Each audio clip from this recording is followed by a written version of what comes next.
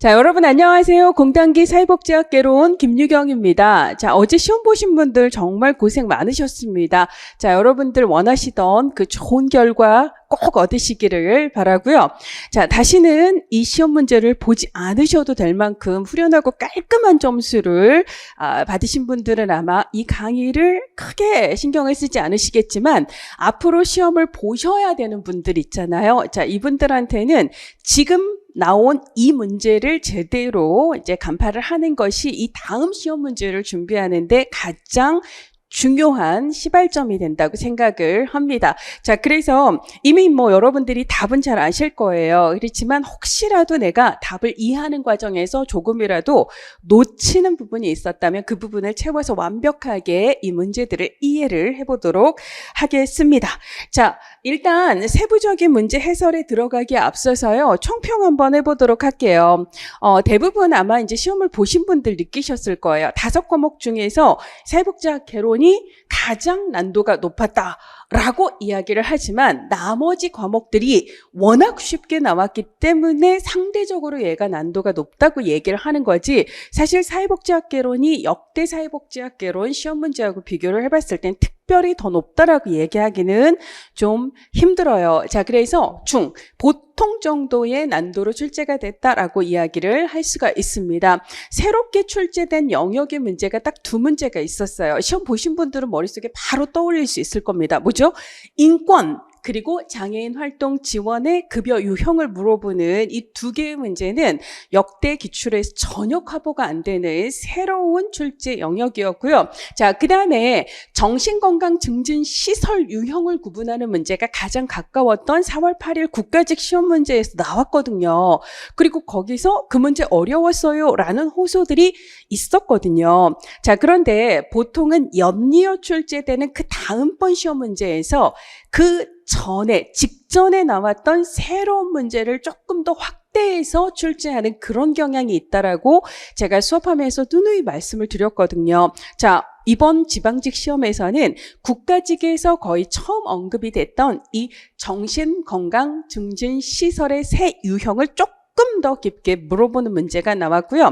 실제 응시하신 분들의 체감 난도에서 이 문제가 가장 난도가 높은 것으로 평가가 되고 있습니다. 자, 이 3개를 뺀 나머지 시험 문제는요, 충분히 기출에서 예상 가능한 수준의 문제가 나왔거든요. 그러니까 여러분들께서 기출을 제대로 이해를 했다면 이번 지방직 시험은 일단 이 3문제를 틀리더라도 기본 85점 이상은 맞을 수 있는 시험이었다라고 이야기를 해볼 수가 있습니다. 자, 응시자의 체감 난도가 제가 얘기하는 총평보다 훨씬 더 중요하죠. 제가 시험 보는 게 아니라 여러분들이 시험을 보시는 거니까. 자, 그래서 제 네이버 카페에 이번 시험이 어땠는지 이렇게 물어봤습니다. 자, 그랬더니 기출에 비해 매우 어려웠어요 라고 얘기하신 분들은 전체 응답자, 제가 이제 오늘 아침에 확인한 371명의 응답자들 중에서 13.5% 나왔고요. 기출보다 어려운 편이긴 했지만 그래도 풀만했어요. 이 응답이 33.7. 그렇지만 기출 수준이었다라고 응답한 응답이 그거보다 조금 높은 35.6%였습니다. 자, 기출보다 덜 어려웠다. 그리고 매우 쉬운 수준이었다. 즉 기출보다 좀 쉬웠어요 라고 얘기하는 응답은 합쳐도 한 17%? 예, 요 정도밖에 되지 않았습니다. 자, 근데 이거를 가장 가까이에 있는 4월 8일 있었던 국가직 사회복지학 개론 시험하고 비교를 해보면요, 국가직 시험에 대해서는 기출에 비해 매우 어려웠다라고 하는 평가가 45%로 가장 높았거든요. 근데 기출보다 어려웠지만 풀만했다도 만만치 않게 39.5%예요. 그러니까 합해보세요. 거의 80 몇 프로가 너무 어려웠어요 라고 얘기를 했던 데 비해 이번 지방직 시험은 13.5, 33.7 합해도 50% 미만입니다. 자, 그러니까 이번 시험은 제 생각뿐만 아니라 시험을 보신 분들 입장에서도 기출과 비교했을 때 거의 딱 중간 수준, 그러니까 평이한 수준이었다라고 이야기를 할 수가 있을 것 같아요. 자, 출제 테마를 한번 보도록 하겠습니다. 자, 어지러운 표가 보일 거예요. 자, 마음의 눈으로 보실 필요가 있습니다. 이 깨알 같은 글씨들을. 자, 그래서 이 내용이 많아서요. 표를 이렇게 두 가지로 나눴거든요. 제가 기본서가 상권이 있고 하권이 있잖아요. 지금 보시는 거는 상권에서 출제된 내용이고요. 그 다음에 뒤쪽에 이제 하권에서 출제된 내용입니다. 자, 최근 시험에서 이번 지방직을 빼고 작년, 재작년 그리고 올해 국가직 시험까지 상당히 상권, 즉 기초적인 이론들 중에서도 실천과 관련되거나 인간을 이해하는 것과 관련된 이 기초이론 파트의 출제 비중이 최근 한 2년 반 동안 굉장히 높았거든요. 자, 그런데 이번 지방직 시험에서는 거의 비등하게 나왔어요. 그러니까 상권 범위에서 나온 문제의 수는 11문제였고요. 그 다음에 하권 범위에서 나온 문제의 수가 9문제로 거의 비슷하게 나왔던 게 최근 연이어 있었던 시험하고의 조금 비중의 차이라고 볼 수가 있습니다. 자, 그 다음에 이제 제가 지방직 대비 특강에서 말씀을 드렸어요. 여러분들이 가장 최근에 각 파트에서 어떤 문제가 나왔는지를 곰곰이 들여다보면 내가 출제자라면 이번 지방직은 이거 내겠네 라고 하는 촉이 확 오게 된다라고 말씀을 드렸거든요. 그래서 여러분들이 제가 이제 이 자료는 카페에 제 네이버 카페에 올려드릴 거거든요. 그럼 쭉 보시면 실제로 출제자들이 문제를 낼 때 어떤 패턴으로 테마를 선정을 하게 되는지가 그 패턴이 좀 보일 거라고 생각을 합니다. 예를 들자면 기초 개념을 얘기하는 1단원 파트에서 시험 문제 가장 많이 나오는 건 제도, 자녀를 구분하는 문제, 보편과 선별을 구분하는 문제, 그 다음에 로마니신의 사회복지 인식의 변화, 기타 등등 이렇게 되잖아요. 자, 근데 작년에는 로마니신이 나왔고 그 전년도에는 제도, 자녀, 보편, 선별이 다 나왔고 이런 식이에요. 자, 그러면 올해는 로마니신보다 보편하고 선별 내지는 자녀하고 제도가 나올 가능성이 큰데 가장 가까이에 있었던 예를 들자면 국가직 시험에서는 보편과 선별이 나왔잖아요. 이번 시험에서는 제도 자녀가 나올 가능성이 좀 더 크겠다. 올해 그렇게 나왔습니다. 자, 그 다음에 발달사 파트가 서구 발달사하고 한국 발달사 이렇게 두 파트로 크게 구분이 되는데요. 자, 근데 대체로는 서구 발달사 쪽에서 문제가 나오는데 작년 지방직은 이례적으로 서구 발달사를 하나도 내지 않고 한국 발달사를 두 문제를 내는 경우가 별로 없거든요. 근데 작년에는 한국 발달사에서만 두 문제가 나왔어요. 그런 경우에는 올해는 한국이 아니라 서구 발달사 쪽에서 문제를 내게 될 확률이 크다. 그 중에서 가장 큰 확률은 구빈법이라고 말씀을 드렸고요. 자, 그 다음에 보면 인보관 자선조직협회 인보관 나왔기 때문에 사실은 올해 자선조직협회가 나올 가능성이 크겠다라고 생각을 했는데 뭐 출제자 맘이니까 자선조직협회는 내지 않았지만 구빈법 중에서 길버트법을 그 다음에 베버리지 보고서를 작년 국가직 시험에서 냈었는데요. 자, 올해 지방직 시험에서는 베버리지 보고서의 원칙에 해당하지 않는 걸 문제로 내고 있습니다. 자, 3단원에서는 정책의 가치, 실천의 가치 이렇게 구성이 되는데 실제로 정책 가치하고 관련해서는 최근 7년 동안 2019년에 롤스와 노직이 사회 정의에 대해서 어떤 입장의 차이를 가지고 있는지를 구분해야 되는 문제 하나만 나왔고요. 대체로는 시험 문제가 지방직에서는 실천의 가치 쪽에서 나오거든요. 자, 그럼 실천의 가치 쪽에서 어떤 걸 주로 내죠? 윤리, 강령. 이런 거네요. 윤리, 강령 이런 걸 내거나 로엔버그 돌고프의 윤리 원칙 심사표. 얘는 이렇게도 나왔었지만 올해 국가직에서도 가장 보편적인 수준의 윤리 원칙 심사표가 나왔잖아요. 그리고 우리가 어떤 쟁점 때문에 어떤 것 때문에 이제 윤리적 갈등을 경험하게 되는가 이런 게 시험 문제가 나오는데 자, 올해는 20몇 년 만에 한국사회복지사협회에서 윤리 강령을 되게 대대적으로 개편을 했기 때문에 올해 지방직은 여기서 윤리 강령이 나올 거다라고 말씀을 드렸고요. 그래서 여러분들 빡세게 개정 윤리 강령 공부를 했습니다. 근데 생각했던 것보다 난도가 그렇게 높지 않은 수준으로 나와서 열공하신 분들은 좀 짜증이 나지 않았을까 싶어요. 근데 어쨌거나 올해는 실천의 가치 쪽에서 윤리강령 시험 문제가 나왔습니다. 자, 그 다음에 올해 국가직 시험 문제의 경우는 발달이론, 사실 국가직 지방직 출제 역사 중에 발달이론이라든지 생애주기 단계를 조명했던 시험 문제는 거의 없었거든요. 근데 이제 올해 국가직 시험 문제에서 그 파트에서 갑자기 세 문제나 나오는 바람에 많이들 당황을 했을 거고요.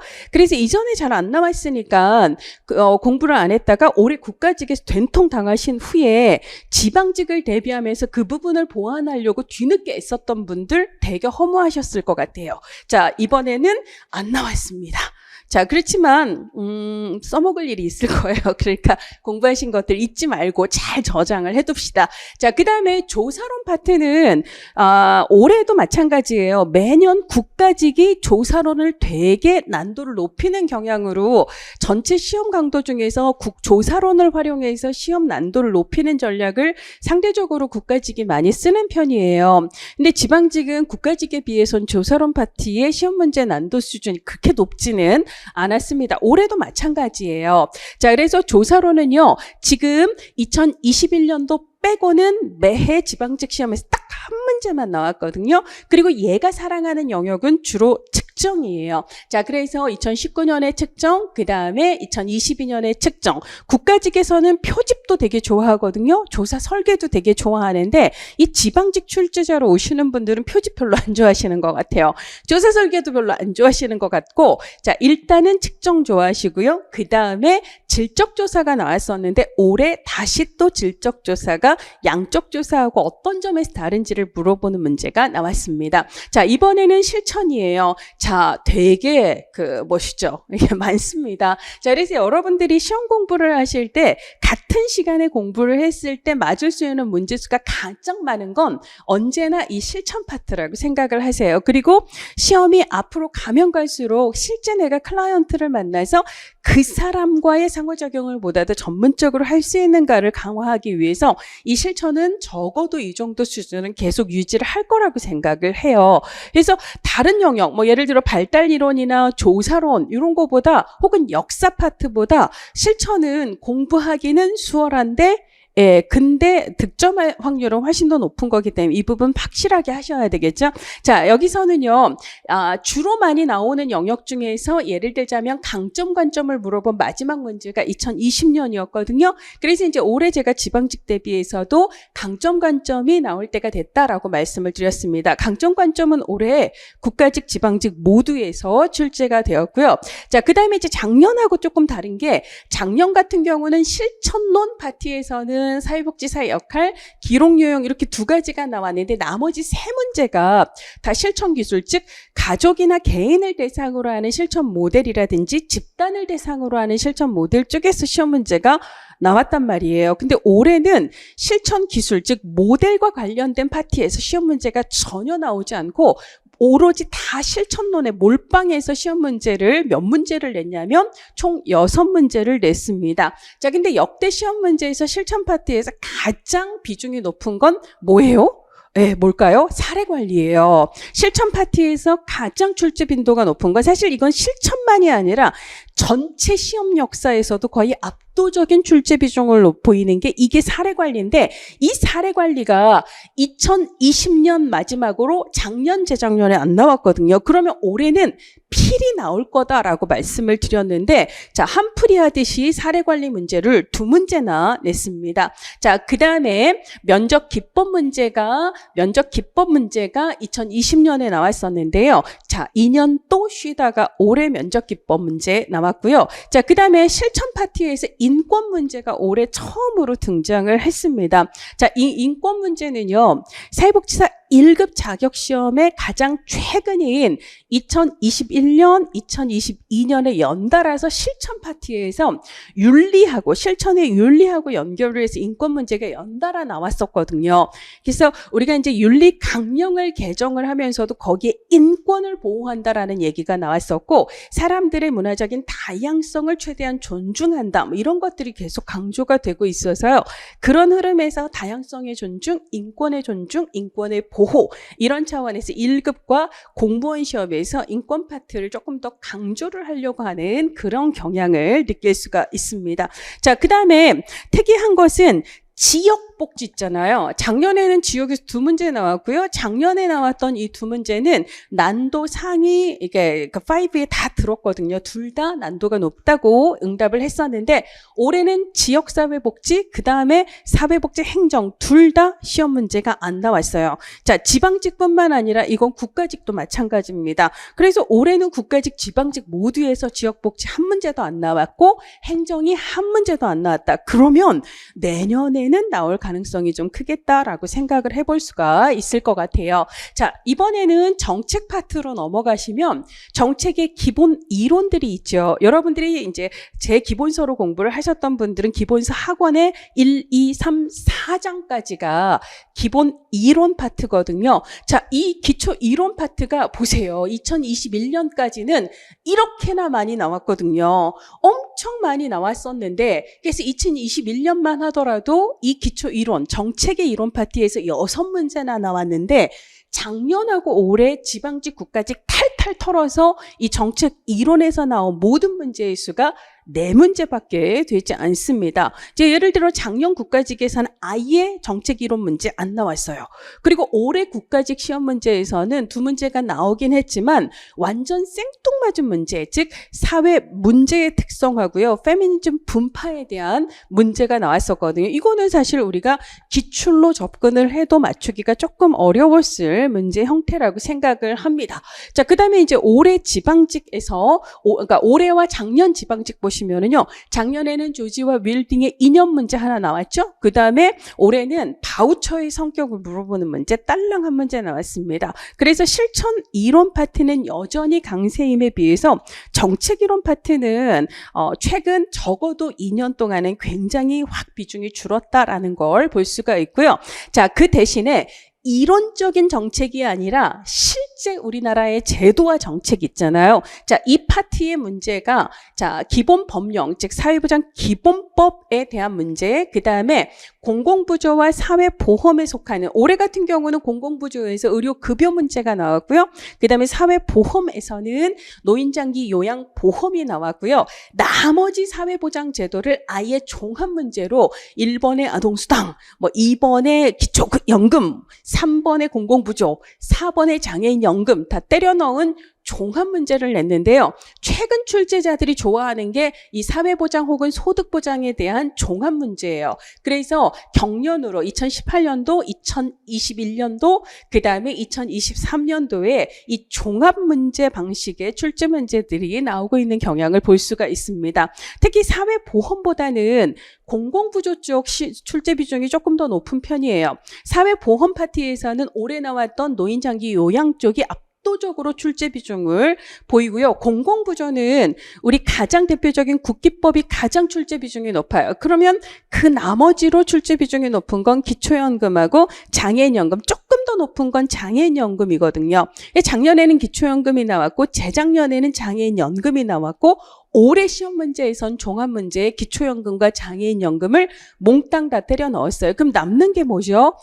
긴급복지 지원하고 의료급여예요. 그래서 제가 지방직 대비해서는 올해도 공공부조가 나올 거다. 근데 이제 긴급복지하고 의료급여가 나올 차례가 됐는데 제 생각으로는 긴급복지가 더 우위에 있다고. 그래서 의료급여는 사실 이게 단독 문제로 나올 만한 비중은 아니지 않을까라고 얘기를 했는데 올해 의료급여가 나온 거예요. 근데 잘 보시면 작년에는 기초연금, 재작년에는 장애인연금, 그 다음에 2019년도에는 긴급복지 지원이 나왔거든요. 우리 국기의 긴장, 국민기초, 기초연금, 의료급여, 긴급복지, 장애인연금 중에서 지금 2019년도 이후로 안 나온 딱 한 가지가 의료급여였고요. 그래도 설마 얘를 단독으로 내지는 않겠지라고 생각을 했지만 걔가 나온 거예요. 자, 그래서 최근 한 5년 동안의 시험 안에서 일단 공공부조의 주요 법령은 다 한 번씩 시험 문제에 나온 상태다라고 체크를 해볼 수가 있습니다. 자, 그 다음에 이제 분야론 보시면은요, 아동, 노인, 장애인, 그 다음에 최근 시험 문제에서 정신건강하고 청소년 파트까지가 가장 대표적인 분야가 되었어요. 그래서 여러분들이 굉장히 다양한 분야가 있기는 하지만 아동, 노인, 장애인, 청소년, 그리고 정신 건강까지는 꼭 잘 정리를 하셔야 되는데 그중에서도 압도적으로 출제 비중이 높은 게 시설 유형이에요. 노인복지시설, 청소년복지시설, 그 다음에 정신건강 증진 시설의 유형을 구분할 뿐만 아니라 각 유형의 세부 기능까지를 명확하게 정리를 하고 있어야지만 답을 찾을 수 있는 문제가 작년 올해 국가직 지방직 모두에서 출제가 되고 있습니다. 그 외에 이제 세부 출제 테마들은 여러분들이 참고를 해보시고요. 자, 그래서 쭉 보시면 어쨌거나 특별하게 이제 장애인 활동 지원이라든지 아까 인권과 같은 문제는 예측이 조금 어려웠지만 나머지는 다 기출문제를 철저하게 여러분들이 잘 분석을 하셨다면 풀 수 있는 문제였다라고 다시 말씀을 드려요. 자, 이번에는 문항별 체감 난도를 보시면은요, 이거는 이제 실제 응시자들의 응답에 기초를 하고 있습니다. 상위 랭킹 5를 꼽아보면은요, 정신건강복지법, 문제는 정신건강복지법으로 나왔지만 실제 답을 찾는 핵심은 정신건강증진시설의 세부 기능을 구별할 수 있는가의 핵심이 있었거든요. 그러니까 결국은 이거 시설 유형 문제라고 보시면 되고요. 자, 그 다음에 새로운 문제 유형으로 출제가 됐던 장애인 활동 지원, 그 다음에 인권인데요. 사실 이것도 뒤쪽에서 이제 문제를 보시면 알겠지만 장애인의 활동을 지원하는 게 핵심이거든요. 그러니까 그거에 해당하지 않는 걸 찾으라고 하면 장애인 개개인의 활동을 지원하는 성격이 아닌 게 포함이 되어 있으면 그걸 제끼셔야 되는 거거든요. 그렇게 접근을 하시면 답이 바로 보일 텐데 그렇게 접근을 하지 못했을 때는 이거 뭐야 너무 어려워 요렇게 생각을 할 수 있는 거죠. 자, 인권 같은 경우도 이제 아까 이제 1급 시험에 최근에 얘도 등장을 하기 시작했고 그 흐름 속에서 아마 이제 공무원 시험에서 낸 것 같다라고 말씀을 드렸는데 얘도 생각보다 우리가 단순하게 접근을 하면 답을 찾을 수 있어요. 자, 의료급여 문제 이게 나왔다고 당황을 할 수는 있어요. 그렇지만 의료급의 가장 기본 정보는 뭐죠? 얘는 공공부조다. 이것만 알면 얘는 사회보험이 아니라 공공부조다. 이것만 알면 니은하고 기억 니은 디귿 있는데요. 니은 디귿이 죄다 사회보험을 얘기하고 있어요. 그럼 걔 제끼면 남는 건 기억밖에 없잖아요. 그래서 생각보다 답을 빨리 찾을 수 있는 그런 문제였습니다. 청소년 복지시설은 작년 지방직에 나왔던 문제를 아예 포함을 시켜서 그 옆에 있는 애들을 냈거든요. 그럼 작년 지방직 문제에서 이게 나왔네? 그럼 이거 알아둬야 되겠네? 라고 공부를 하셨으면 당연히 맞출 수 있는 문제였습니다. 그래서 문항별 체감 난도의 순위는 이렇게 되지만 실제 응답자들의 10% 이상의 표를 받았던 체감 난도 상위 클래스는 1, 2, 3까지만이에요. 그러니까 얘는 10명 중에 1명도 안 되는 사람들이 어려웠어요 라고 평가를 했던 거기 때문에 자, 우리가 진짜 실수를 했더라도 기본 공부를 하셨다면 85점 이상은 맞을 수 있는 시험이었다라고 생각을 하셔야 합니다. 자, 세부 특이사항, 설명이 너무 길어서 여러분들 짜증나실까봐 급소심해지는데요. 자, 그래도 한번 분석을 해보도록 할게요. 미출제 단원으로 아까 이제 얘기했던 거, 지역사회복지, 사회복지 행정, 그리고 발달이론, 국가직에서 나와놓고 이렇게 배신을 때린다고? 근데 어쨌거나 안 나왔습니다. 이 세 파트가 올해 안 나왔고, 신규 출제는 아까 인권과 장애인 활동 지원 두 가지다라고 말씀을 드렸습니다. 자, 그 다음에 법령 문제가 총 8문제예요. 아까 우리가 점선으로 표현을 했던 정책이론 아래쪽에 있는 거, 사회보장 기본법, 그 다음에 우리나라의 사회보장 제도하고 관련해서 의료급여, 그 다음에 노인장기 요양보험, 그 다음에 정신장애, 장애인 활동 지원법, 노인복지시설, 요거 다 법에 있는 내용이거든요. 자, 그래서 걔네들은 어쨌거나 법에서 규정한 그대로를 알고 있어야지만 답을 찾을 수 있는 성격이기 때문에 포괄적으로 묶어보면 다 법제론 안에 들어가는 내용이다라고 볼 수가 있습니다. 자, 이렇게 법령과 연결해서 문제를 8문제나 출제한 건 역대 최다예요. 자, 올해는 이제 8문제였고 그 다음 최다가 2019년도 7문제였어요. 자, 사회보장 기본법 아까 이제 1문제, 사회보장제도 종합문제 포함해서 3문제, 분야론 4문제 모두가 법령의 규정과 연결해서 나왔다라는 거죠. 자, 정책 이론은 아까 얘기했듯이 1문제밖에 안 나왔다라고 얘기했고요. 작년 올해 국가직 지방직 탈탈 털어봐야 4문제밖에 되지 않는다라고 말씀을 드렸습니다. 자, 그 다음에 시설 유형 문제가 최근 시험에서 특히 비중이 굉장히 높아요. 아니, 작년에 내고 이걸 또 낸다고? 근데 또 내는 거예요. 그죠? 재작년에 냈는데 이걸 또 낸다고? 또 내는 거예요. 아니, 출제자가 독창성이 이렇게 떨어지나 싶은, 그렇죠? 그래서 여러분들이 생각하세요. 그냥 출제자는 독창성이 별로 없다. 냈던 걸 다시 낸다. 이렇게 생각을 하시길 바랍니다. 가장 그런 성향을 많이 보이는 게 시설 유형 쪽이에요. 자, 특히 노인, 청소년 정신건강 증진 시설이 그러합니다. 자, 그렇다고 여러분들이 이것만 공부하시면 안 돼요. 여기까지 나왔다면 시설하고 관련해서는 아동복지 시설, 장애인 복지 시설이 최근에 언급은 안 됐더라도 걔까지는 정확하게 정리를 좀 하고 있을 필요가 있겠다라고 생각을 하셔야 될 겁니다. 최근 3년 동안 이 시설 유형에서 출제된 문제의 총수가 지방직은 5문제였고요. 국가직은 4문제였어요. 굉장히 비중이 높다라는 걸 알 수가 있습니다. 자, 그 다음에 2017년 이후에 지방직 시험에서 출제됐던 법령 문제 중에 사회복지 사업법보다는 사회보장 기본법이 조금 더 많아요.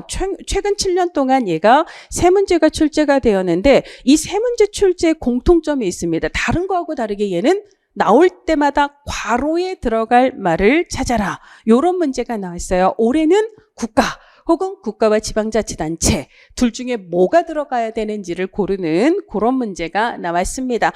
기본법에선 괄호 넣기가 중요하구나. 요것도 체크를 해보시기를 바라요. 여기까지 이제 이번 지방직 시험에 대해서 해부를 해봤고요. 그래서 앞으로 어떻게 공부를 할 건가에 대한 조언을 해드린다면 최근 지방직 시험의 경우는요. 국가직보다 기초 개념이 얼마나 탄탄한가. 예를 들자면 정신재활시설이 있을 때 얘가 뭘 하는 시설인가.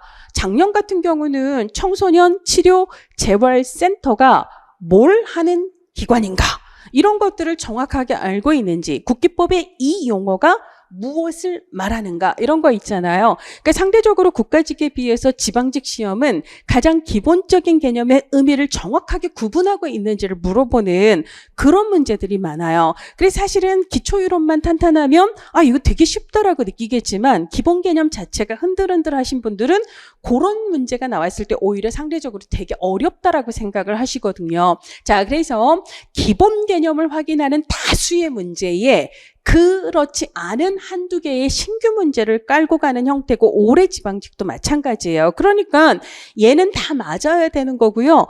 얘는 곰곰이 잘 들여다보면 답을 찾을 수 있는데 만약에 답이 잘 안 보여서 실수를 했더라도 내 기본 점수가 90점 아래로 떨어지지 않도록 공부가 충분히 가능한 그런 시험이다라고 볼 수가 있습니다. 자, 그러면 90점을 넘길 수 있는 고득점의 전략 팁 뭐예요? 단순 암기와 속도보다 더 중요한 건 각 개념의 의미를 정확하게 구분하는 거거든요. 자, 그래서 탄탄한 기초 개념의 학습이 특히 지방직 대비해서는 굉장히 중요하다라는 것.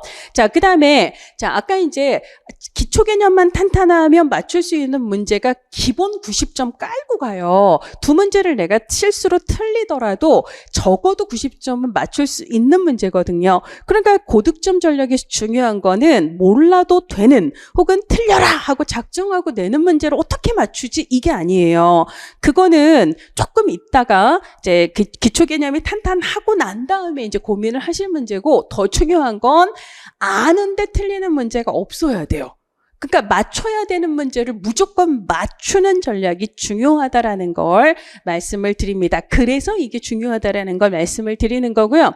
자, 그 다음에 이렇게 이제 새로운 문제 있잖아요. 내가 보도 듣도 못한 완전히 새로운 영역에서 문제가 나왔을 때 사실 이거는요. 그걸 아는가 모르는가가 중요하지 않아요. 이건 쉽게 말하면 문해력 테스트라고 생각을 하시면 돼요. 이 텍스트를 보고 당연히 말이 되고 안 되는지 이거를 빨리 판단할 수 있는지가 사실 올해 국가직의 페미니즘 문제, 그 다음에 올해 나왔던 인권 문제, 지방직에 나왔던 장애인 활동 지원 문제 사실 다 마찬가지예요. 이건 지식을 물어보는 게 아니에요. 논리적인 사고를 빨리 할 수 있는지의 문제라고 생각을 하셔야 합니다. 자, 그러려면 여러분들이 전후 맥락 있잖아요. 장애인 활동 지원? 이건 장애인의 활동을 지원하는 거지. 그러면 어떤 급여가 필요할까? 이런 순서대로 생각이 진행이 되어야 되거든요. 자, 그래서 여러분들이 흐름과 맥락 속에서 공부를 하는 능력은 처음 보는 문장의 진위를 옳게 판단하는 능력이 굉장히 핵심이다라고 말할 수 있고요. 그래서 여러분들이 이제 수업을 듣는 거는 이제 물론 이제 여러분들이 긴 강의 싫어하시는 거 저도 알아요. 근데 짧게 강의를 하려면 어쩔 수 없어요. 텍스트, 그러니까 교재에 있는 텍스트. 중요한 것만 막 휘리릭 읽거나 시험 문제 같은 경우는요. 사실 해설지에 있는 중요한 것만 휘리릭 언급하고 넘어가면 짧은 해설이 가능합니다. 근데 제 생각은 그래요. 그럴 거면 뭐하러 수업을 들어요, 여러분. 돈 들여서 시간 들여서 뭐하러 해설을 들어요. 그렇죠? 그러니까 사실 우리가 교재를 만들 때 이게 텍스트로 명시하기는 좀 어려운 다른 개념과 흐름으로 연결해서 설명을 드리기 위해서 마이크를 잡고 선생님 여러분들한테 설명을 드리는 거거든요. 그리고 처음 들을 땐 잘 모르지만 반복해서 중요한 것들을 해설해서 계속 그러니까 강조를 하는 걸 듣다 보면 그냥 어느 순간 그게 이해가 가는 그런 순간들이 있기 때문에 해설 강의를 듣게 되는 거잖아요. 그래서 여러분들이 흐름과 맥락을 파악할 때는 단순히 줄 쳐가면서 요거 동그라미 치고 형광펜 긋고 암기 요런 수준보다는 해설 강의를 들으면서 가급적이면 맥락을 이해하기 위해서 노력하는 게 중요하다라고 말씀을 드리고 싶습니다. 자, 여기까지가 이제 제가 서설이에요. 벌써 30분이 지났습니다. 나머지 내용은 1시간 안에 최대한 진행을 해보도록 하겠습니다. 자, 일단 문제 1번부터 한번 보도록 할게요. 사회복지 실천에서 사정 어세스먼트에 대한 설명을 옳지 하는 것은 이렇게 사정 문제가 나왔습니다. 자, 환경 속의 인간이라는 맥락에 기초한다. 그 다음에 클라이언트와 사회복지사의 상호 협력적인 활동이다. 이걸 딱 보는 순간 뭘 떠올려야 돼요? 옛날에는 우리가 진단이라는 단어를 썼어요. 자, 얘는 되게 병리적이고 환자가 병리가 있기 때문에 전문가인 내가 너의 문제를 진단해 줄 거야. 진단하고 나서 뭐 한다고 얘기해요? 치료해 줄 거야 라고 얘기를 하잖아요. 이 되게 병리적인 혹은 의료적인 모델에 입각을 해서 예전에는 진단이라는 단어를 썼지만 이제는 병리적인 관점이 아니라 뭐다? 강점 관점. 그래서 뒤쪽에서 강점 관점 문제가 또 따로 나왔잖아요. 자, 그래서 강점 관점에 의거하는 거죠. 그래서 뭐로 바꾼 거예요? 사정이라고 바꿨어요. 자, 무엇을 진단하죠? 너의 문제를 진단해 라고 얘기를 하지만 사정에서는 문제만이 아니에요. 왜냐하면 그 사람은 그저 병리적인 존재만인 것은 아니거든요. 그 사람에게는 강점도 있어요. 강점도 있고 뭐라고도 얘기하죠? 자원이 있어요. 그 사람은 뭔가를 할 수 있는 역량이 있어요. 다른 말로 가능성. 뭐 이런 것들 있잖아요. 이런 것들을 강조한다라고 얘기를 하죠. 이것을 우리가 강점 관점의 토대를 둔 이제 사정이다 이렇게 얘기를 하잖아요. 그래서 예전에는 병리적인 너를 전문가인 내가 진단할 거야 라고 얘기를 했거든요. 근데 이미 클라이언트는 자신의 문제를 해결할 수 있는 역량을 갖고 있는 사람이기 때문에 전문가인 내가 너를이 아니라 우리가 뭐 한다고 얘기하죠? 함께 협력하여, 함께 협력해서 혹은 상호적인 활동을 통해서 문제는 무엇이고 활용할 수 있는 자원은 무엇인지를 같이 찾아낸다라고 얘기를 해요.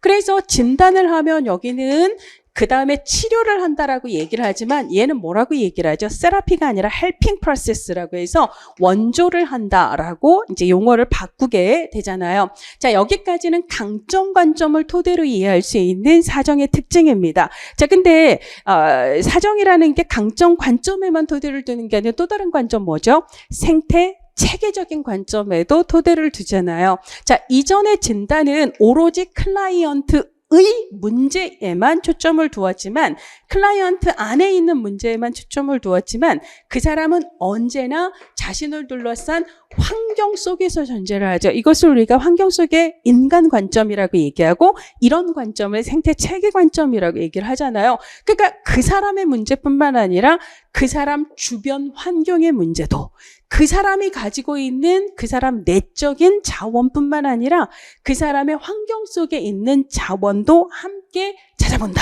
이걸 사정의 특징이라고 얘기를 하죠. 자, 그래서 환경 속의 인간이라는 맥락 혹은 달리 얘기하면 생태 체계적인 관점의 기초에 사정이 이루어진다라고 이야기를 할 수가 있습니다.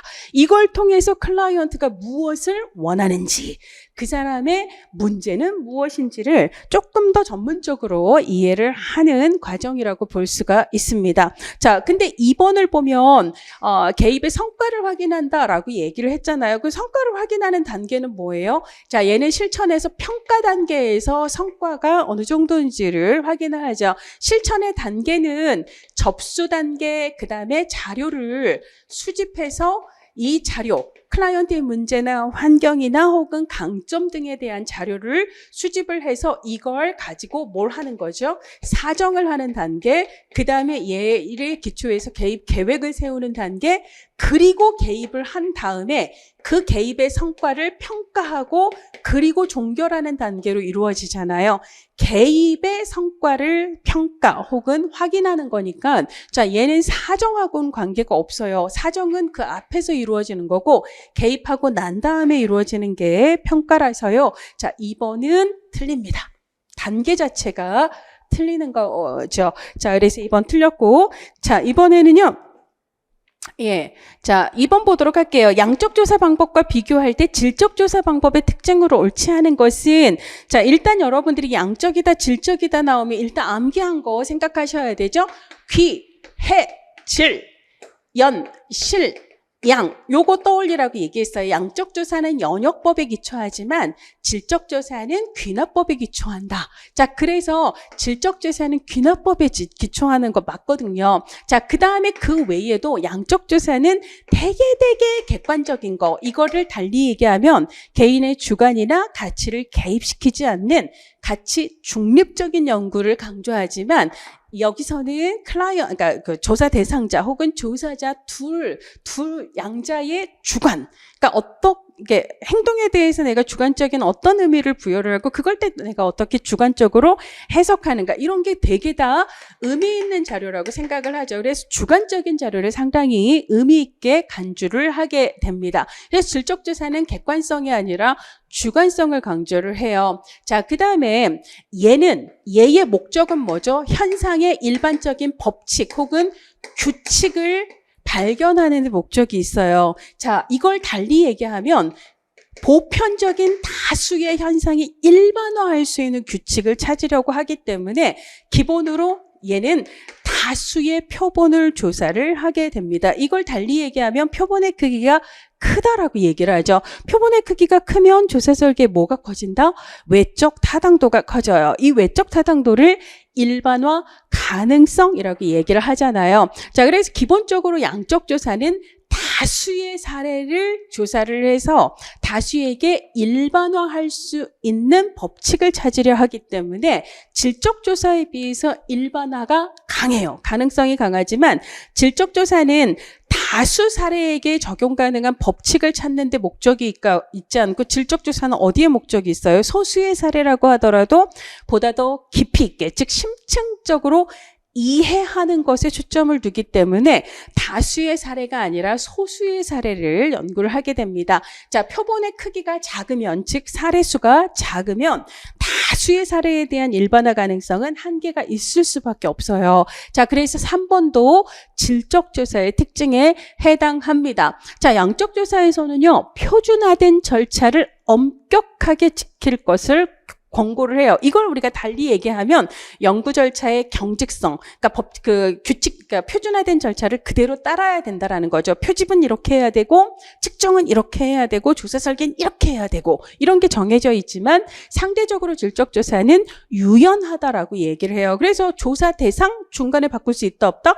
바꿀 수 있어요. 조사 방법 중간에 바꿀 수 있다 없다? 있어요. 질적 조사는 그러하다라고 얘기할 수 있습니다. 그래서 4번을 유연성이라고 바꾸셔야 되는 거고요. 자, 이번에는 3번. 베버리지 보고서의 기본 원칙이 아닌 것은, 사실 이거는 베버리지 원칙을 몰라도 찾을 수 있거든요. 열등처우의 원칙은 누구 거? 이건 뭐죠? 열등처우의 원칙은 시험에 많이 나왔잖아요. 18 산 사람도, 이 뭐예요? 1800 산 사람도 해서 개정구빈법의 3대 원칙 뭐죠?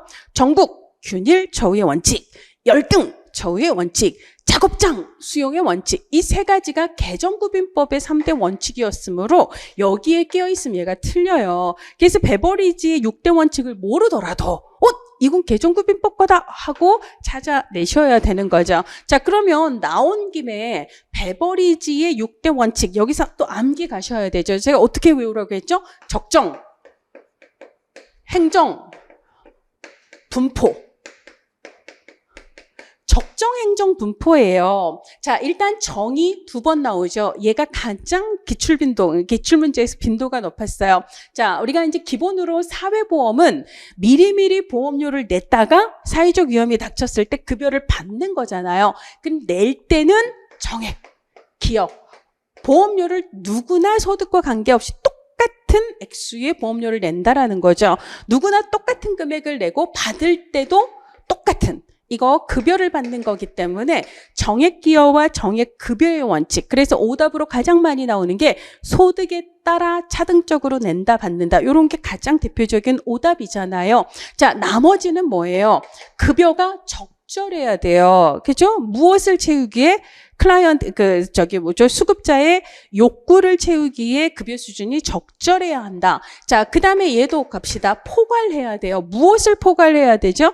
예, 다양한 욕구를. 그 다음에 모든 사람들을 포괄할 수 있어야 한다. 자, 근데 그 모든 사람들, 전 국민이 너무 많잖아요. 그래서 어떻게 한다? 특성에 따라서 6개의 그룹으로 분류를 하게 된다.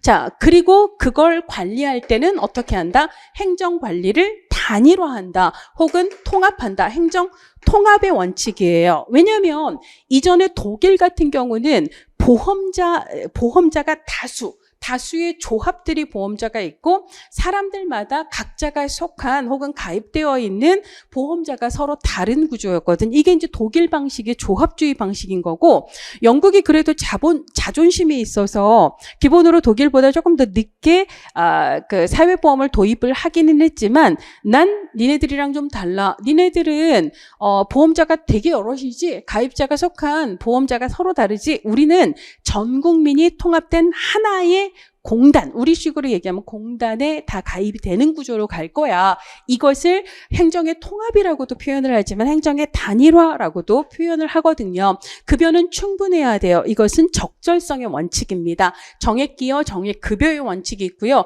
행정 책임을 통합한다 혹은 단일화한다라고 이야기를 할 수가 있습니다. 자, 이것도 뭐 어려운 문제는 아니었어요. 자, 4번 봅시다. 사회복지의 자녀, 제도적 관점. 제가 보니까 이 문제 어려웠다라고 얘기하신 분이 한 분도 없었거든요. 뭐 지금 또 생겼는지 모르겠지만 이건 충분히 예측 가능한 문제니까. 자, 누구? 윌렌스키 르보가 무엇을 기준으로? 사회복지 제도의 기능이 무엇인가를 기준으로 자녀적인 기능을 하면 자녀적 복지, 제도적인 기능을 하면 제도적 복지 이렇게 얘기를 했는데요. 선별적이다, 자산조사한다, 이건 자녀적 복지에 해당하는 거고요. 국가의 시혜, 이건 자녀적인 거지만 국민의 권리 이러면 제도적인 거라고 보셔야 하는 거죠. 일시적이야, 임시적이야, 제한적이야, 한정적이야, 임시 보충적이야, 혹은 보충적이야, 보완적이야 이런 용어 나오면 다 자녀적인 관점에 해당합니다. 1, 2, 3 다 틀렸어요. 그러면 4번이 답이 되는 거죠. 자, 가족이나 시장 경제가 개인의 욕구를 적절하게 충족시키지 못하는 경우에 한해서만 한정적이다, 제한적이다라는 거죠. 그때만 사회복지 서비스로 그걸 보충할 거야, 땜빵할 거야. 요거 자녀적인 관점입니다. 자, 5번 보시면은요, 구빈법이에요. 서구발달사 구빈법에서 길버트법이 나왔거든요. 그럼 여러분들 머릿속에 막 떠올리지 않고 싶어도 떠오르는 거, 내 친구 길버트 빨리 와. 난 길버트를 원해요. 난 길버트를 원해. 그래서 길버트가 나온 가장 핵심은요, 노동 능력이 있는 사람들을 원해 구제했다. 혹은 원해 구호했다. 무슨 말이죠? 시설에 들어오지 않아도 각자 자기 집이나 자기 동네에 있어도 구호를 했다라는 얘기잖아요. 가장 기본적인 수준에서 나왔습니다. 그래서 답은 2번이 되는 거죠. 노동 능력이 있는 빈민을 작업장에 수용하지 않아도 허용하는 것, 즉 원해 구제를 허용했다. 그럼 나머지를 한번 볼까요? 자, 비인도적인 처우를 강화하였다. 재작년 국가직 시험에서 마지막 문제가 이거였거든요. 인도적인 법이다. 이런 게 나왔었어요. 그러면 구빈법 역사에서 인도적인 법 두 가지 뭐죠? 길버트법, 스피맨랜드법은 다른 법이 되게 비인도적 혹은 처벌적인 거에 비해서 얘네들은 인도적인 법이었다. 그러니까 빗자 빼셔야 되죠. 인도적인 빈민처우를 강화했다라고 얘기를 해야 되는 거고요. 요보 빈곤아동에게 도지 수습을 강제로 받게 한 건 뭐죠?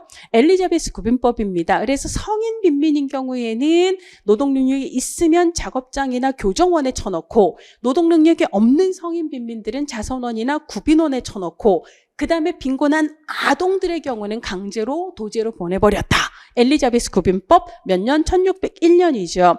빈민 원인 조사를 위해서 우회방문원의 역할을 강조했다. 우회방문원 나오면 바로 자선조직협회 생각하셔야 되는 거죠.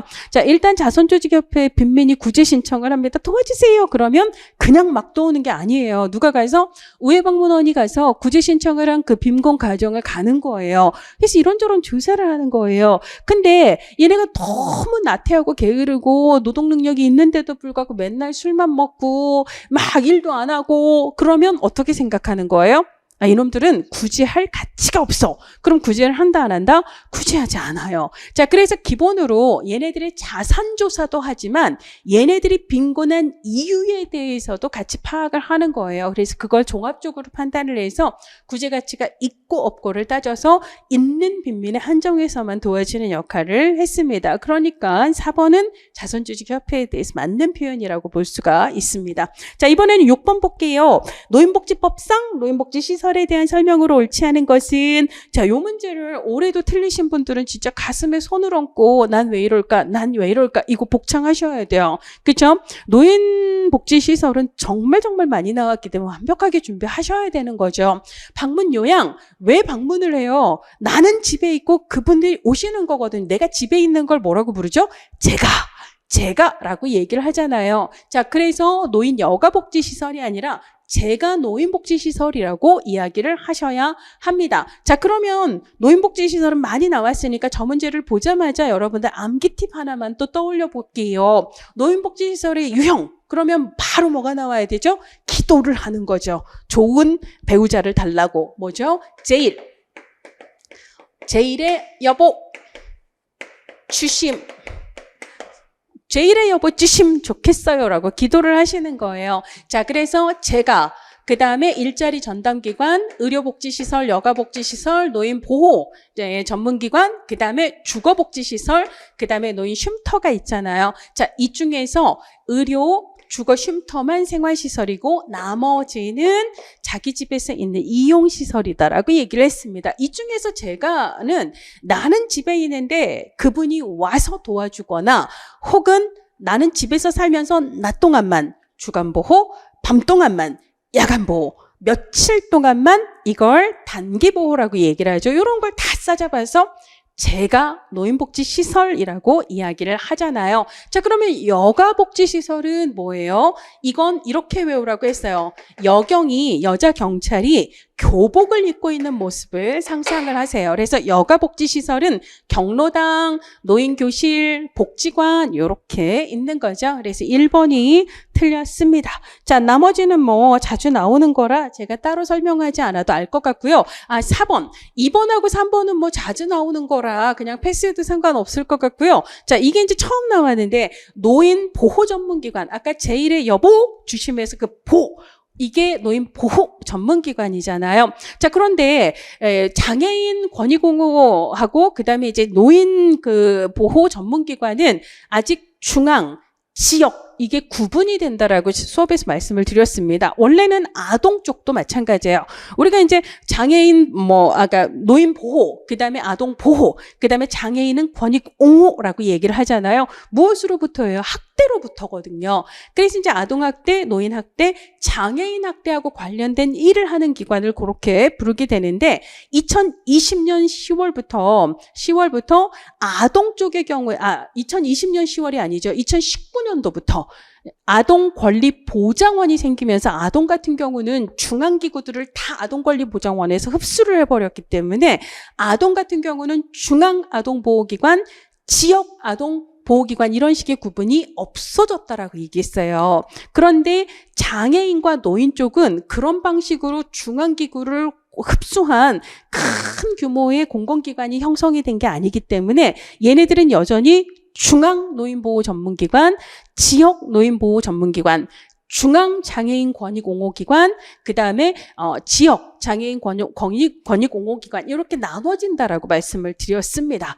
자, 그럼 중앙기구에서 하는 건 뭐예요? 일단 중앙이든 지역이든 둘 다 공통으로 하는 건 학대 예방이에요. 그래서 학대 예방은 중앙과 지방이 다 하는 기능인 거고, 자, 중앙에서 하는 나머지 기능이 뭐죠?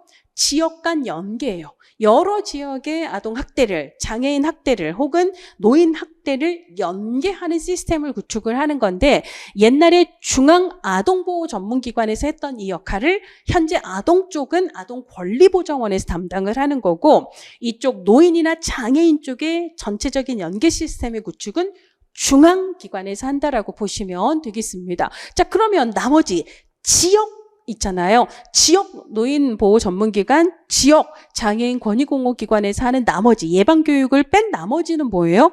신속하게 뭐가 발생했을 때 학대 사건이 발생을 했을 때 신속하게 나가서 조치를 하는 이런 걸 담당하는 게 지역기관이거든요. 자, 근데 이제 아동 쪽은 중앙이라는 것 자체가 의미가 없어졌기 때문에 아동 보호 그러니까 보호 전문기관에는 앞에 지역이라는 걸 따로 붙이지 않게 됩니다. 근데 올해 시험 문제에서는 어쨌거나 확실하게 답이 여기 있기 때문에 사실 여기까지 여러분들이 읽을 일도 없어요. 그렇지만 그 다음번 시험을 위해서는 지난번 문제의 엑스트라급 아이가 주연으로 급부상을 할 가능성을 여러분들이 배제를 하지 않으셔야 돼요.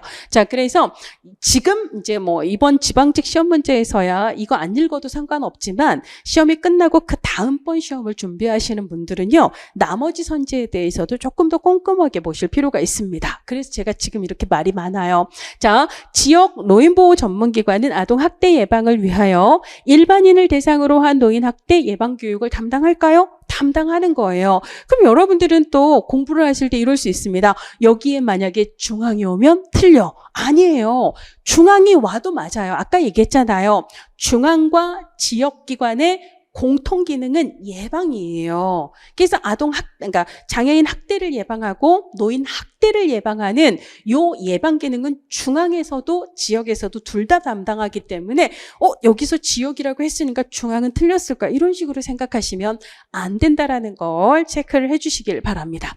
자, 7번 갈게요. 사례 관리의 초기 과정 이후 단계를 순서대로 바르게 나열한 것은, 사실 얘는 모양이 사례 관리 문제인 것 같지만 사실 이거는 일반적인 실천 과정 문제라고 보셔도 크게 상관이 없습니다. 제가 이제 아까 1번 문제에서 얘기했습니다. 1번에 2번이 왜 오답인지를 얘기를 하면서 가장 먼저 접수를 하죠. 그 다음에 자료를 수집한 후 이 자료에 대한 분석을 토대로 사정을 하는 거예요. 그 사정의 기초에 개입 계획을 세우는 거고, 그리고 계획된 대로 개입을 하는 거거든요. 그러니까 언제나 사정이 먼저, 그 다음에 개입 계획, 그 다음에 계획을 실행하는 개입, 이렇게 되는 거예요. 자, 그러니까 계획이 먼저냐 사정이 먼저냐 해서 사정이 언제나 계획보다 먼저, 그 다음에 계획을 했으면 당연히 그 계획을 실행하는 게 다음이죠. 실행을 우리가 개입하는 거 이렇게 표현할 수가 있잖아요. 그러니까 이 문제는요, 그냥 앞에 3개만 봐도 답이 3번이다라는 걸 당연히 아셔야 됩니다. 다만 얘가 일반적인 사회복지 실천이라기보다는 사례관리이기 때문에 사례관리가 일반적인 다른 사회복지 실천하고 다른 가장 특징적인 차이가 뭐예요? 우리 기관 안에서 서비스를 제공하는 걸로 끝나지 않는다라는 거죠. 클라이언트의 다양하고 복합적인 요구에 대응하여 우리 지역사회를 탈탈 뒤져서 각각의 요구에 가장 부응할 수 있는 기관의 서비스를 연결을 해주는 거예요. 그러니까 그 사람이 그 기관에 가서 원래 내가 의뢰했던 대로 서비스를 제대로 받고 있는지를 확인하는 절차가 필요하죠. 이걸 뭐라고 부른다? 점검 혹은 모니터링이라고 얘기를 하잖아요. 그러니까 실행을 하면서 통해서 점검이 따르는 거고 그리고 난 다음에 종합적인 평가를 하게 되는 거기 때문에 3번이 답이 됩니다. 자, 이번에는 8번이에요. 사회 서비스 바우처에 대한 설명으로 옳지 않은 것은 자, 바우처 하면 이거 자주 나왔습니다. 문제에서도 많이 냈잖아요. 자, 얘는 이전하고 다르게 누구를 수요자를 직접 지원하는 방식이다라고 이야기를 했습니다. 이게 이제 여러 파트에서 나왔었는데 자, 우리나라 사회복지 발달사 얘기하면서 그때 처음으로 먼저 얘기를 했었어요. 1950년대 그다음에 60년대 70년대까지는 우리가 시설보호 중심의 사회복지가 주를 이루었다. 다만 50년대, 60년대에는 외국의 원조단체들이 보통은 한국전쟁 고아들을 보호하기 위한 목적으로 설립한 시설이 중심이었다면 이들이 60년대 말에 본국으로 떠나고 난 다음에 70년, 그죠? 60년대가 끝나고 70년에 사회복지 사업법을 만들면서 거기에 법인과 시설 규정을 만들어 놓고 그 법의 기초에서 국고보조를 받는 사회복지 시설, 즉 70년대는 시설보호는 시설보호인데 우리나라법에 근거한 우리나라의 사람이나 법인이 운영을 하는 그런 사회복지 시설이 주를 이루었다. 다만 그러다가 80년대 보통 이제 영구임택 주택 대단지 아파트들이 막 건립이 되면서 가난한 사람들이 밀집한 지역이 생기면서 이들을 도와주어야 될 뭔가가 필요하게 되었고요. 그래서 이때부터는 시설 보호가 아니라 지역사회 중심의 보호가 중요해졌다. 자, 그래서 83년에 사회복지 사업법을 개정을 하면서 처음으로 거기에 사회복지관이라는 규정을 만들어 놓고 85년에 전국의 시도 단위에 대대적으로 복지관을 막 건립을 하고 그다음에 89년에는 아예 주택법에서 기본으로 이제 그 영구임대 때 아파트 단지에는 무조건 복지관이 건립되어야 한다. 이런 규정을 두는 거죠. 그래서 각 지역의 가난한 주민들을 도와줄 수 있는 지역 단위의 구심점으로 복지관을 만들었고요. 그 다음에 그러면 민간에서는 지역 주민들을 복지관이 도와준다고 친다면 예를 들어 우리 동네 이분이 되게 돈이 없어서 힘들어요. 먹을 것도 잘 못 받고 치료도 못 받아요. 이거 공공에서 누가 도와줘야 돼요? 자, 그래서 87년에는 뭐죠? 사회복지 전문 요원, 사회복지 전문 요원 제도가 87년도 이게 다 지역사회 보호를 중심으로 하는 80년대의 특징이다라고 얘기를 했습니다. 자, 근데 특히 이 복지관과 같은 사회복지 시설은 뭘 받아요? 법에 의거해서 국고 보조를 받아서 그렇죠. 그러면 국고 보조를 받는다라는 것은 국가, 그러니까 뭐 국가든 혹은 중앙정부든 지방정부든 혹은 정부에서 누구에게 돈을 주는 방식이에요. 도움이 필요한 그 사람들한테 뭔가를 주고 니네들이 필요한 거 구입해라고 얘기해 주는 구조가 아니라 실제 서비스를 공급하는 공급 기관들, 대표적으로 이제 사회복지관과 같은 사회복지 시설에 예산을 지원을 하고 우리는 그냥 거기 가서 걔네들이 제공하는 서비스를 그저 이용만 할 뿐인 그런 구조라고 얘기를 했습니다. 여기서 얘기하는 공급자 재정 지원 방식이라는 건 1980년대 이후에 이제 주로 이때도 마찬가지죠. 1970년대도 사회복지 사업법에서 사회복지 시설이 사회복지 사업법에 근거해서 국고보조를 받았다라고 말씀을 드렸잖아요. 그러니까 1970년대 이후로는 생활시설이든 혹은 지역 단위의 이용시설이든지 간에 국가 혹은 정부에서 시설의 예산 지원을 해주는 방식으로 그렇게 운영을 하다가 이게 바뀐 게 언제예요? 이게 2007년부터 바우처 방식으로 바뀌었다라고 얘기를 했어요. 그럼 바우처가 이전 방식하고 다른 건 뭐예요? 정부에서 공급자인 시설이나 기관에 돈을 주는 방식이 아니라 수요자한테 서비스가 필요한 수요자한테 그냥 돈을 주면 그 돈으로 술 사 먹고 도박하고 이럴 수가 있기 때문에 그냥 돈을 주지 않고 뭘 준다?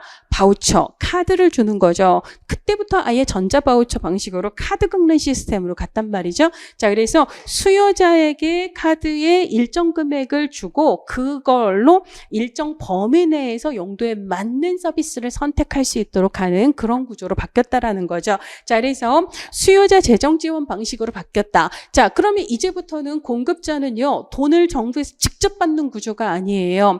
수요자가 그 카드를 들고 우리 기관에 와서 서비스를 이용한 그 카드를 긁어줘야 우리가 돈을 버는 구조가 되거든요. 고객님, 우리요 라고 우리가 더 서비스 좋아요. 우리가 같은 서비스에 대한 단가가 좀 더 조금 이제 서비스가 좀 더 저렴해요. 이런 식으로 경쟁을 하는 구도가 됐다라는 거죠. 그래서 공급자 간 경쟁을 촉진시켜서 서비스, 그러니까 수요자의 선택을 받기 위해 서비스의 질 혹은 가격을 이전보다 조금 더 낮게 경쟁력을 키우기 위한 노력을 하게 됐다라는 거고요. 특정 재화나 서비스 수요자에게 일정 금액을 주는 게 아니라 그걸 구입할 수 있는 서비스를 구입할 수 있는 구매권을 제공을 하게 되는 거고요. 그걸 가지고 무한정의 용도가 아니고 술도 사 먹고 도박도 할 수 있는 그게 아니고 일정한 용도 내에서 현금급여 방식처럼 선택을 해서 그 용도 내에서만 서비스 선택을 할 수 있는 구조로 바뀌었습니다. 물론 시험에서는 보자마자 수요자 재정 방식이야 라고 여러분들이 답 체크하고 바로 넘어가시면 돼요. 얼마나 쉬워요. 그렇지만 이 문제는 지나갔고 관련된 문제가 앞으로 나올 걸 대비를 해서 여러분들이 기본 흐름 정도는 알고 계실 필요가 있다고 생각을 합니다. 자, 9번 보시면 사회복지 실천 기술에 대한 설명으로 옳지 않은 것은, 자, 이 문제에서 4번을 헷갈려서 4번에 체크하고 날리신 분들 꽤 있을걸요. 자, 근데 지방직 대비 특강에서 4번 얘는 해석이에요 라고 거의 똑같은 텍스트를 여러분들한테 말씀을 드렸잖아요. 자, 우리가 보통 해석 이러면 단서, 저변의 단서, 저변의 의미, 가설의 제시, 그래서 자신의 문제에 대한 클라이언트의 통찰을 키우는 것, 이렇게 보통 얘기를 하지만 그 외에도 해석을 정의할 때 자신의 상황을 다른 각도에서 바라볼 수 있도록 상황을 보는 대안적인 중거들을 제공하는 것, 이렇게 얘기를 하기도 한다라고 말씀을 드렸는데요. 그 텍스트가 그대로 나타났습니다. 자, 이 말은 무슨 말이에요? 내가 도대체 왜 이러는지 좀 이해가 안 갔거든요. 근데 사회복지사가 그 사람이 한 얘기, 그 사람이 제공한 정보, 그 다음에 내가 알고 있는 전문적인 이론이나 이런 거를 종합을 해볼 때 당신이 아마도 이러이러해서 그런 행동을 반복적으로 하는 것 같다라고, 이래서 이런 것 같다라고 하는 가설을 제시를 했을 때 이게 상당히 타당하다 싶으면 클라이언트는 내가 그래서 그랬을 수도 있겠구나라고 통찰을 하게 되잖아요. 이걸 다른 말로 그렇게 바라볼 수도 있겠구나. 대안적 중거틀이라고 이야기를 한다는 거죠. 4번이 맞는데 이 대안적 중거틀을 제공한다라는 게 무슨 말인지를 잘 몰라서 이게 틀렸을 거야 라고 이제 4번에 체크하신 분들이 좀 있는 것 같습니다. 자, 2번, 3번을 보시면 클라이언트가 부여하는 의미와 관점을 수정을 해서 보통은 문제나 상황을 조금 더 긍정적으로 바라보게 하는 거 재명명이라고 얘기를 하죠. 이 재명명이 올해 국가직에서는 뭐라고 나왔나요? 바로 떠오르시면 좋겠는데 재구성이라고 나왔어요. 재구성, 재명명 똑같은 건데 두 시험에서 용어가 좀 달랐다는 거죠. 자, 3번 재보증입니다. 내가 널 보증해. 왜 보증하죠? 스스로가 자기를 못 믿는 거예요. 그래서 클라이언트가 자신감이 없을 때, 의구심이 넘칠 때, 혹은 잘할 수 있을까? 자신의 결과에 대해서 되게 불확실해할 때, 확신을 갖지 못할 때 자기가 자기를 못 믿으니까 내가 신뢰를 보여주는 거예요. 사회복지사가. 자, 클라이언트의 능력에 대한 사회복지사의 신뢰 표현을 통해서요. 클라이언트가 자신이 잘할 수 있을지에 대해서 불안해하고 믿지 못하고 불확실해할 때 그걸 좀 완화시켜서 조금 더 요럴 수 있도록 위안을 주는 걸 재보증이라고 얘기를 합니다. 자, 1번의 요약은 사실 올해 국가직에서도 나왔거든요. 그래서 여러분들이 잘 보세요. 작년 지방직 문제에서 슬쩍 넘어온 올해 국가직 문제 있고요. 올해 국가직에서 슬쩍 넘어온 올해 지방직 문제 있습니다. 마찬가지로 작년 국가직 문제에서 슬쩍 지방직으로 넘어온, 슬쩍이 아니라 아예 대놓고 넘어온 애들도 꽤 많다라는 거 아시잖아요. 그래서 연이어서 발전되는 문제들이 꽤 많기 때문에 내년 국가직이나 지방직 시험을 준비하시는 분들은요, 올해 시험 문제를 정말 제대로 주시를 하실 필요가 있습니다. 자, 사회복지사가 클라이언트의 모호한 말을, 뭐예요? 반대말이 명확하지 않다라는 거거든요. 모호하면 뭐 해야 돼요? 명확하게 해야 돼요. 이걸 무슨 기법이라고 얘기를 하죠? 명확화 혹은 명료화 기법이라고 얘기를 하잖아요. 키워드 게임입니다. 모호한 말을 좀 더 명확하게, 명료화, 안 명확화. 근데 요약이래요. 틀렸습니다. 자, 그 다음에 10번 보시면, 자, 인권에 대한 설명으로, 우리나라 사회복지사 윤리강령에 대한 설명으로 옳은 것은, 되게 열공했는데, 문제가 이따위로 쉽게 나와서 되게 짜증나셨죠. 그죠? 자, 보건복지부 장관 아니고요. 어디라고요? 한국사회복지사협회예요. 자, 한국사회복지사협회에서 윤리강령을 처음 제정한 혹은 채택한 해가 몇 년일까요? 1982년이었습니다. 자, 법률에 준하는 강제력 효력. 자, 윤리강령 문제 나오면 가장 대표적인 1순위 오답이 뭐라고 얘기했나요? 법적인 보호, 법적인 제재. 윤리강령을 어겼다고 그걸 법적으로 처벌할 수는 없어요. 얘는 법적인 효력을 갖는 건 아니다. 근데 마치 그게 있는 것처럼 나올 가능성이 가장 높다라고 얘기했잖아요. 자, 바로 날리셔야 되는 거죠. 자, 사회복지 서비스에 대한 이용료 부과를 금지한다? 이용료 부과할 수 있어요. 다만 공정하고 합리적으로 책정하라고 뭐에 대해서? 경제적 이득에 대한 태도에서 얘기하잖아요. 이거는 윤리적 강령에도 있었고 윤리강령에도 있었고 개정된 윤리강령에도 그대로 드러납니다. 그래서 우리가 손가락 빨고 월급도 안 받으면서 그러고 살 수는 없잖아요. 그렇죠? 자, 틀렸고 슈퍼바이저는 전문적 기준에 따라 슈퍼비전을 수행하며 공정하게 평가하고 평가 결과를 슈퍼바이지와 공유한다. 이거 맞습니다. 이 규정도 개정 전 버전에도 있었고 개정 후 버전에도 있었어요. 그래서 이 문제를 보면서 살짝 아까웠는데 제가 작년에 이제 개정되기 전 버전 윤리강령 시험 문제를 낼 때는 요거 오답으로 OX에서도 여러분들이 아마 본 분 있을 거예요. 자, 그래서 슈퍼바이지와 공유해서는 안 된다. 이런 OX 문제도 냈고 모의고사 사지선다형 문제에서도 공유해서는 안 된다. 이런 걸 냈었거든요. 공유하는 게 맞다라고 강조를 했었습니다. 자, 그래서 4번이 맞는 거죠. 자, 11번 이번에 인권이에요. 자, 인권에 대한 설명으로 옳은 것만을 모두 고르라고. 이럴 때 이제 우리가 당황을 하죠. 인권? 이걸 낸다고? 올해 국회직에서는 페미니즘 내더니 이것들이 쉽지만 정신을 똑바로 차리셔야 합니다. 자, 인권은 인간의 욕구를 충족하기 위한, 예를 들어 내가 사람답게 살아야 되는데 먹지를 못해요. 그 다음에 누군가가 나를 무자비하게 고문을 해서 정말 죽을 것 같아요. 나 살고 싶잖아요. 나 먹고 싶잖아요. 이 추위로부터, 이 두려움으로부터, 이 전쟁으로부터 나 좀 편안하고 싶잖아요. 나에게 그런 게 필요한 거거든요. 기본적인 필요를 채울 권리에 대해서 얘기를 합니다. 이게 인권이죠. 자, 그래서 인권은 인간의 욕구 충족에 대한 고민 속에서 주련을 했던 거예요. 그것에 대한 법적 권리, 이게 진짜 법적 권리인가? 법적 권리인가? 요런 게 헷갈릴 때는 잘 생각을 해보세요. 우리 이제 윤리강령에서도 인권을 보호해야 된다 이런 게 나오고요. 자, 여러분들이 저와 수업했던 장면에서 인권이 어디서 나왔나? 기억이 잘 안 날 수도 있습니다. 자, 기본서 가지고 공부를 하실 때 기본 심화 과정에서요. 사회복지 사업법에 기본 원칙이 있어요. 4가지 있습니다. 그래서 기본서 가지고 있는 분들은요. 기본서 학원의 사회복지 사업법의 앞부분을 보세요. 기본 원칙 4가지 있는데 그중에 인권이 나와요. 자, 그러면 그걸 딱 봤을 때 여러분들이 무슨 생각 드세요? 사회복지 사업법이 만들어진 이유 자체가 사회복지 시설 운영에 대한 법적 근거를 만들기 위해서거든요. 자, 우리가 사회복지 시설을 떠올릴 때 특히 생활시설의 경우 그리고 그 대상이 장애인이거나 혹은 정신장애인이거나 혹은 노인 요양시설처럼 거동이나 치매 등으로 인지가 되게 좀 어려우신 분들 있잖아요. 이분들을 대상으로 하는 생활시설의 경우 우리가 가장 먼저 떠올리는 문제가 무슨 문제예요? 인권이에요. 그래서 사회복지 사업법에서는 기본 원칙에서 인권 이것을 되게 강조를 합니다. 그리고 여러분들이 이것까지 떠올릴 수 있는지 모르겠지만 사회복지사업법에서는 2007년 이후에 사회복지사들, 그러니까 사회복지법인이나 시설에서 종사하는 사회복지사들은 뭘 받으라? 보수교육 받으라. 연간 몇 시간 이상? 8시간 이상. 근데 그 앞에 법에서 뭐라고 써있죠? 기억이 잘 안 나실 것 같아요. 그치만 떠올립시다.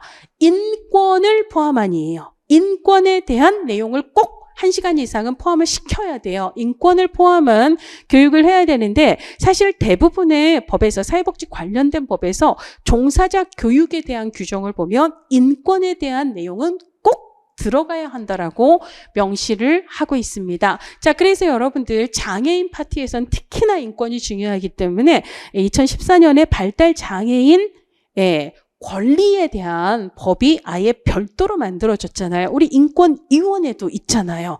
그렇죠. 2011년에 공유 나왔던 대표적인 영화 도가니 있잖아요. 도가니 나오고 난 다음에 2012년 개정에서 시설 인권에 대한 법적인 내용이 엄청 강화가 됐거든요. 자, 이런 모든 내용들을 우리가 생각을 해보면 그중에 하나라도 여러분들이 떠올릴 수 있다면 인권은 법에서 굉장히 특히 사회복지 관련된 법에서 그중에서도 시설, 장애인, 정신장애인, 노인하고 관련된 시설에서 인권 문제는 정말 중요해서 법에서 규정을 하고 있겠지라고 생각을 하셔야 돼요. 그래서 이거 맞습니다. 자, 그런데 헷갈리더라도 니은을 보시면 인권은 국제법과 국제교약, 규약. 그래서 우리 1948년에 유엔에서 뭘 만들어요? 세계 인권선언 하잖아요. 그렇죠? 이런 거예요. 그리고 그걸 우리 또 따르리 이렇게 하는 거잖아요. 그리고 그거에 기초해서 우리가 이제 아동복지법 작년에 국가직 나왔던 거 보면 실제로 우리가 유엔의 아동권리협약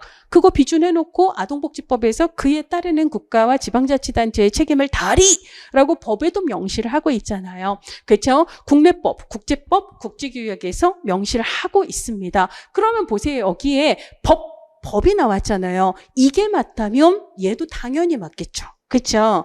그러니까 얘네들은 그냥 세트예요. 기억연이 다 틀리거나 기억연이 다 맞거나 둘 중 하나겠네? 이러면 2, 3처럼 애매한 애들 서로 안 맞는 거 빼버리고 1, 2가 맞을까? 혹은 1이 맞을까? 4가 맞을까를 찍으셔야 되는데 자, 얘는 맞는 얘기니까 4번 날리고 바로 1번이라고 체크를 하면 되는 거죠. 자, 디귿 봅시다. 인권은 문화를 초월하여 각국마다 동일하게 규정된다. 그렇지 않다라는 걸 알고 있잖아요. 여성 인권이 나라마다 굉장히 다르고 그렇죠. 아동의 인권이 나라마다 다른 거 다 알고 계시잖아요. 자, 사회복지 실천에서 인권과 윤리를 명확하게 구분한다. 여기까지는 인권, 여기까지는 윤리. 아니에요. 인권을 보호하는 그 자체가 윤리적인 실천이다 해서 인권과 윤리를 거의 비슷한 개념으로 생각을 하는 경향이 있습니다. 자, 그래서 얘가 이제 처음 나온 거다 보니까 여러분들 자꾸 길어져가지고 미안하긴 해요. 그래서 뭐 짧은 강의가 필요하신 분들은 짧게 강의하시는 다른 분들의 설명을 들으시면 될 것 같고 처음 나왔기 때문에 앞으로 얘가 다시 나온다면 분명 이 내용이 나올 거야 라고 정리를 해드리도록 할게요. 왜냐하면 제가 이제 알겠거든요. 출제자들이 주로 무엇을 보며 시험 문제를 내는지 이번에 정말 삘이 확 왔거든요. 자, 그래서 앞으로 교재 개정을 할 때도 그 교재를 기준으로 해서 개정을 좀 바꿔야 되겠다라고 생각을 했는데 그 자료에 기초해서 설명을 드리도록 합시다. 보편적으로 국제법과 국제규약에 따라 정의가 되며 수많은 국가의 국내법에서도 규정이 됩니다. 현대적 의미의 인권이 어디서부터 시작됐다? 아까 1948년 유엔에서 천명한 세계 인권선언에서 비롯이 되는데요. 세계 인권선언의 핵심 요소 4가지 있습니다. 인간의 기본권, 그 다음에 시민권과 참정권, 그리고 경제적, 사회적, 문화적 권리, 마지막 단결권이에요. 이 4가지를 중심으로 세계 인권선언이 구성이 되어 있어요. 근데 이걸 딱 보는 순간 여러분들 유엔하고 관련해서 우리가 기출문제 나왔던 거 아동권리 협약에서 아동의 권리 4가지를 어떻게 이야기하는가 그 문제를 처음 본 응시자들 얼마나 당황을 했겠어요. 마찬가지예요. 유엔의 세계 인권선언의 핵심 권리 4가지 이걸 비슷한 방식으로 물어볼 수 있습니다.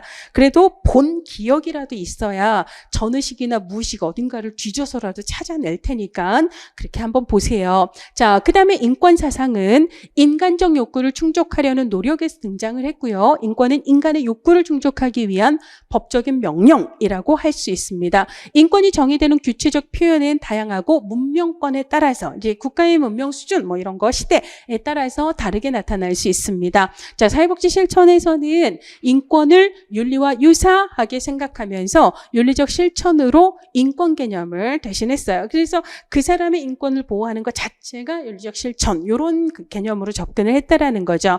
자, 근데 이제 조금 더 개념적인 구분을 한다면 인권이 큰 틀에서 윤리적 실천의 방향을 제시하는 그런 역할을 한다면 윤리는 지금 이 상황에서 무엇이 더 윤리적인가? 그래서 주어진 상황에서 실천의 방향과 지혜를 제시하는 조금 더 구체적인 이런 게 되는 거죠. 그래서 인권을 지키고 보장하기 위한 실천이 그게 바로 윤리적 실천 이런 관계에 있다라고 얘기할 수가 있습니다. 이 정도의 내용을 여러분들이 그래도 보충해서 정리를 해주시면 좋겠어요. 자, 그 다음에 제가 바로 넘어가면 정말 좋겠지만 너무 얄밉죠. 요것도 얘기를 합시다. 자, 개정된 사회복지사 윤리강령에서 새로 추가된 두 가지 대표적인 거 뭐 있어요? 윤리강령의 목적, 윤리강령의 가치와 원칙이 있습니다. 자, 그러면 윤리강령에서 표방하고 있는 대표적인 가치 두 가지 뭐예요? 인사예요. 인간 존엄, 그 다음에 사회적 이렇게 되잖아요. 그 중에 인간 존엄성의 윤리 원칙을 네 가지로 이야기를 하고 있는데, 자, 이 네 가지 중에 첫 번째가 이거예요. 사회복지사는 개인적, 사회적, 문화적, 정치적, 종교적 다양성을 고려하며 개인의 인권을 보호하고 존중한다라고 명시를 하고 있습니다. 자, 그 다음에 아까 이제 제가 사회복지사업법의 기본 원칙 얘기했잖아요. 기본 이념이네요. 기본 이념의 3번을 보면 네 가지 기본 이념을 얘기하고 있는데, 자, 누구나 자기의 의사에 따라 서비스 신청하고 받을 수 있다. 그 다음에 두 번째는 공공성의 확보를 강조하고, 세 번째가 인권 보장, 그 다음에 네 번째가 선택권의 보장을 강조해요. 여기서 인권 보장을 얘기를 하고 있고요. 그 외에 사회복지사업법의 제4조에서는 복지와 인권 증진의 책임으로 국가와 지방자치단체의 책임을 세세하게 규정을 하고 있고요. 제5조에서는 인권 존중 및 최대 봉사의 원칙 규정하고 있고요. 제13조에서는 사회복지사의 채용 및 교육 등하고 관련된 내용 중 아까 이제 보수교육 규정에서 인권에 관한 내용이 포함된 보수교육을 연 8시간 이상 받아라 라고 이야기를 하고 있습니다. 그 외에도 인권에 대한 규정이 많이 있을까요? 있어요. 많이 있습니다. 자, 그래서 법적인 권리다라고 생각을 해주세요. 자, 이번에는 12번입니다. 장애인 활동 지원에 관한 법률 나왔어요. 이거 몇 년에 제정이 됐나요? 장애인 활동, 나 다른 사람한테 기대지 않고 내가 자립자활할 거야. 내가 스스로 할 거야. 뭐죠? 아자! 1입니다. 그래서 2011년 제정이라는 거 떠올려 주시고요. 자, 여기서 이제 장애인 활동 지원 급여에 대한 설명으로 옳은 것만을 모두 고르래요. 앞서 얘기했습니다. 장애인의 활동을 지원하는 거예요. 누가? 활동 지원사가. 그렇죠? 이분들이 이동하고 싶을 때 이동을 도와드리고 이런 거 있잖아요. 가사 활동이 좀 힘들 때 가사 활동 도와드리고, 그 외에 일상생활 활동이 어려울 때 그 일상생활의 활동을 도와드리는 거잖아요. 자, 기억. 활동 지원 급여의 종류에는 그분들의 활동을 보조하는 거, 그분들이 목욕을 할 때 도와드리는 거, 자, 이런 것까지는 가능해요. 근데 주간 보호를 한다? 편의시설을 설치를 한다? 편의시설 설치는 개인의 활동을 지원하는 성격은 아니잖아요. 이거는 편의증진에 관한 법이 따로 있는 거 아시죠? 노인, 임산부, 장애인을 위한 편의증진법이 따로 있잖아요. 그렇죠? 그래서 은근슬쩍 다른 놈이 끼었다라는 걸 바로 캐치를 하실 수 있어야 됩니다. 자, 그래서 기억을 날리셔야 돼요. 그럼 답은 2번 아니면 4번이 될 텐데요.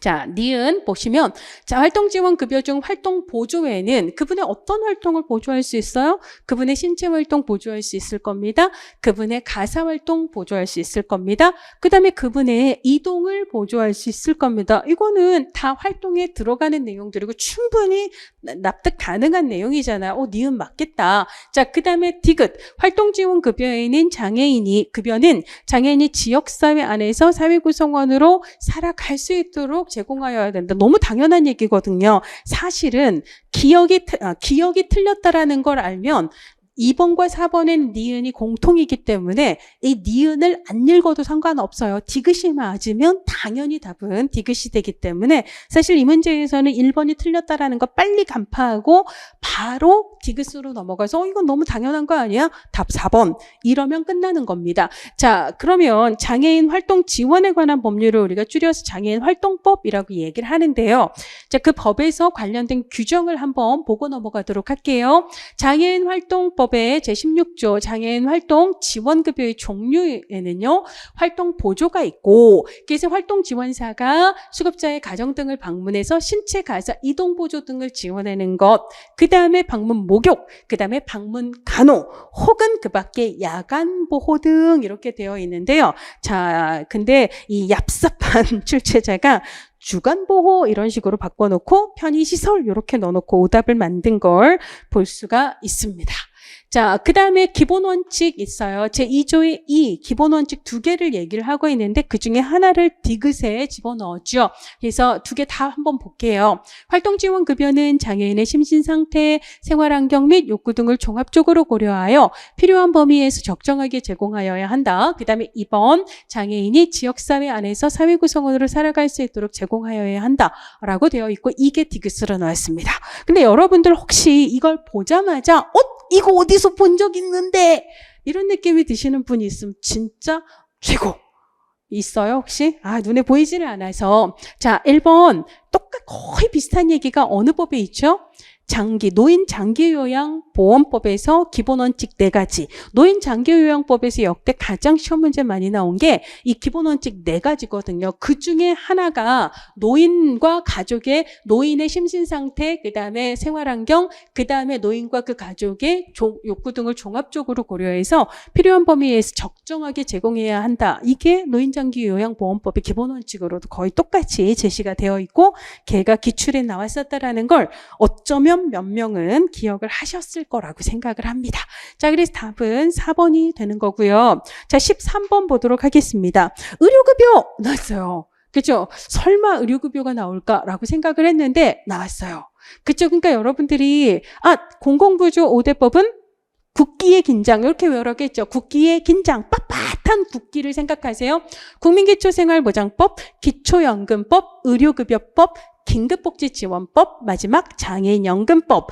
근데 최근 시험 문제에서 2019년도 이후 시험에서 작년 시험까지 중에 빠져있는 거 유일한 한 가지가 의료급여라고 이야기를 했습니다. 근데 이제 그 중에 가장 그래도 예전에 나왔던 긴급복지가 다시 나올 확률이 저는 안 나왔던 의료급여가 나올 확률보다 더 크다고 예측을 했는데 출제자 생각은 좀 달랐나 봐요. 그래서 의료급여도 한 번은 내자라고 생각을 해서 이 5개를 2019년 이후에 다 완벽히 채우는 방식으로 그렇게 갔습니다. 그렇게 이제 한 사이클 돌았기 때문에 그 다음 시험 문제에서는 가장 유력한 게 이제 국기법, 그 다음에 이제 나머지에서 긴급복지 지원이 그 다음 순서다라고 생각을 할 수가 있겠죠. 자, 의료급여 제도에 대한 설명으로 옳은 것만을 모두 고르라고 했는데 어렵지 않아요. 의료급여는 공공부조다라는 것만 알면 그냥 답이 1번이라는 걸 바로 알 수가 있습니다. 그렇죠? 자, 일단 니은하고 디귿을 보시면 위험분산 효과 나왔잖아요. 자, 위험분산을 목적으로 하는 건 뭐다? 보험이에요. 그게 민간보험이든지 간에 사회보험이든지 간에 내가 암이래, 내가 뭐래, 나 이제 실직했어. 그럼 나 혼자서 그것을 감당하기에는 위험 부담이 너무 커요. 이거를 다수의 가입자들이 같이 분담을 하는 거예요. 이걸 목적으로 하는 게 보험인데 민간보험과 달리 사회보험은 강제가입 방식이기 때문에 다수의 전 국민들이 다 가입을 해야 되는 거죠. 그래서 나눠질 사람들이 되게 많아지는 거예요. 그러면 분산 효과가 클 수밖에 없다라는 거죠. 자, 그래서 위험 분산 효과, 그 다음에 사회통합 어디서 나와요? 우리 앞에 나왔던 제도적 복지, 자녀적 복지에서 제가 어떻게 외우라고 했죠? 제444 해갖고 사회통합, 사회적 효과, 사회수당, 사회보험, 이 4444는 다 제도적 복지에 해당해요라고 얘네들 묶어 얘기를 하라고 얘기했잖아요. 근데 그에 비해서 공공부조처럼 선별적인 제도는 아니 세금은 다 똑같이 내는데 왜 쟤만 급여를 주는데요? 이러면서 급여를 받는 자와 받지 못하는 자로 나뉘기 때문에 통합과 결속을 저해하는 문제가 있다라고 얘기를 했잖아요. 사회통합을 보자마자 제사사사사 해서 사회보험, 위험분산도 사회보험 이렇게 생각을 하셔야 되고 소득 재분배는 공공부조 짱이죠. 그러니까 소득 재분배 효과는 의료급여가 더 짱인 건 맞아요. 그렇죠. 그렇다고 사회보험에 소득 재분배 효과가 없는 건 아니죠. 사회보험에 수평적 소득 재분배 효과가 있기는 있는 거니까 어쨌거나 얘는 사회보험에 대해 설명을 하고 있어요. 여기 사회보험이라고 안 써놔도 나는 이것만 봐도 사회보험이란 걸 아셔야 되는 거죠. 그러면 공공부조인 의료급여는 해당 사항이 없는 거죠. 자, 법률에 의한 강제가입. 아까 얘기했어요. 민간보험과 사회보험의 차이는 강제가입이에요.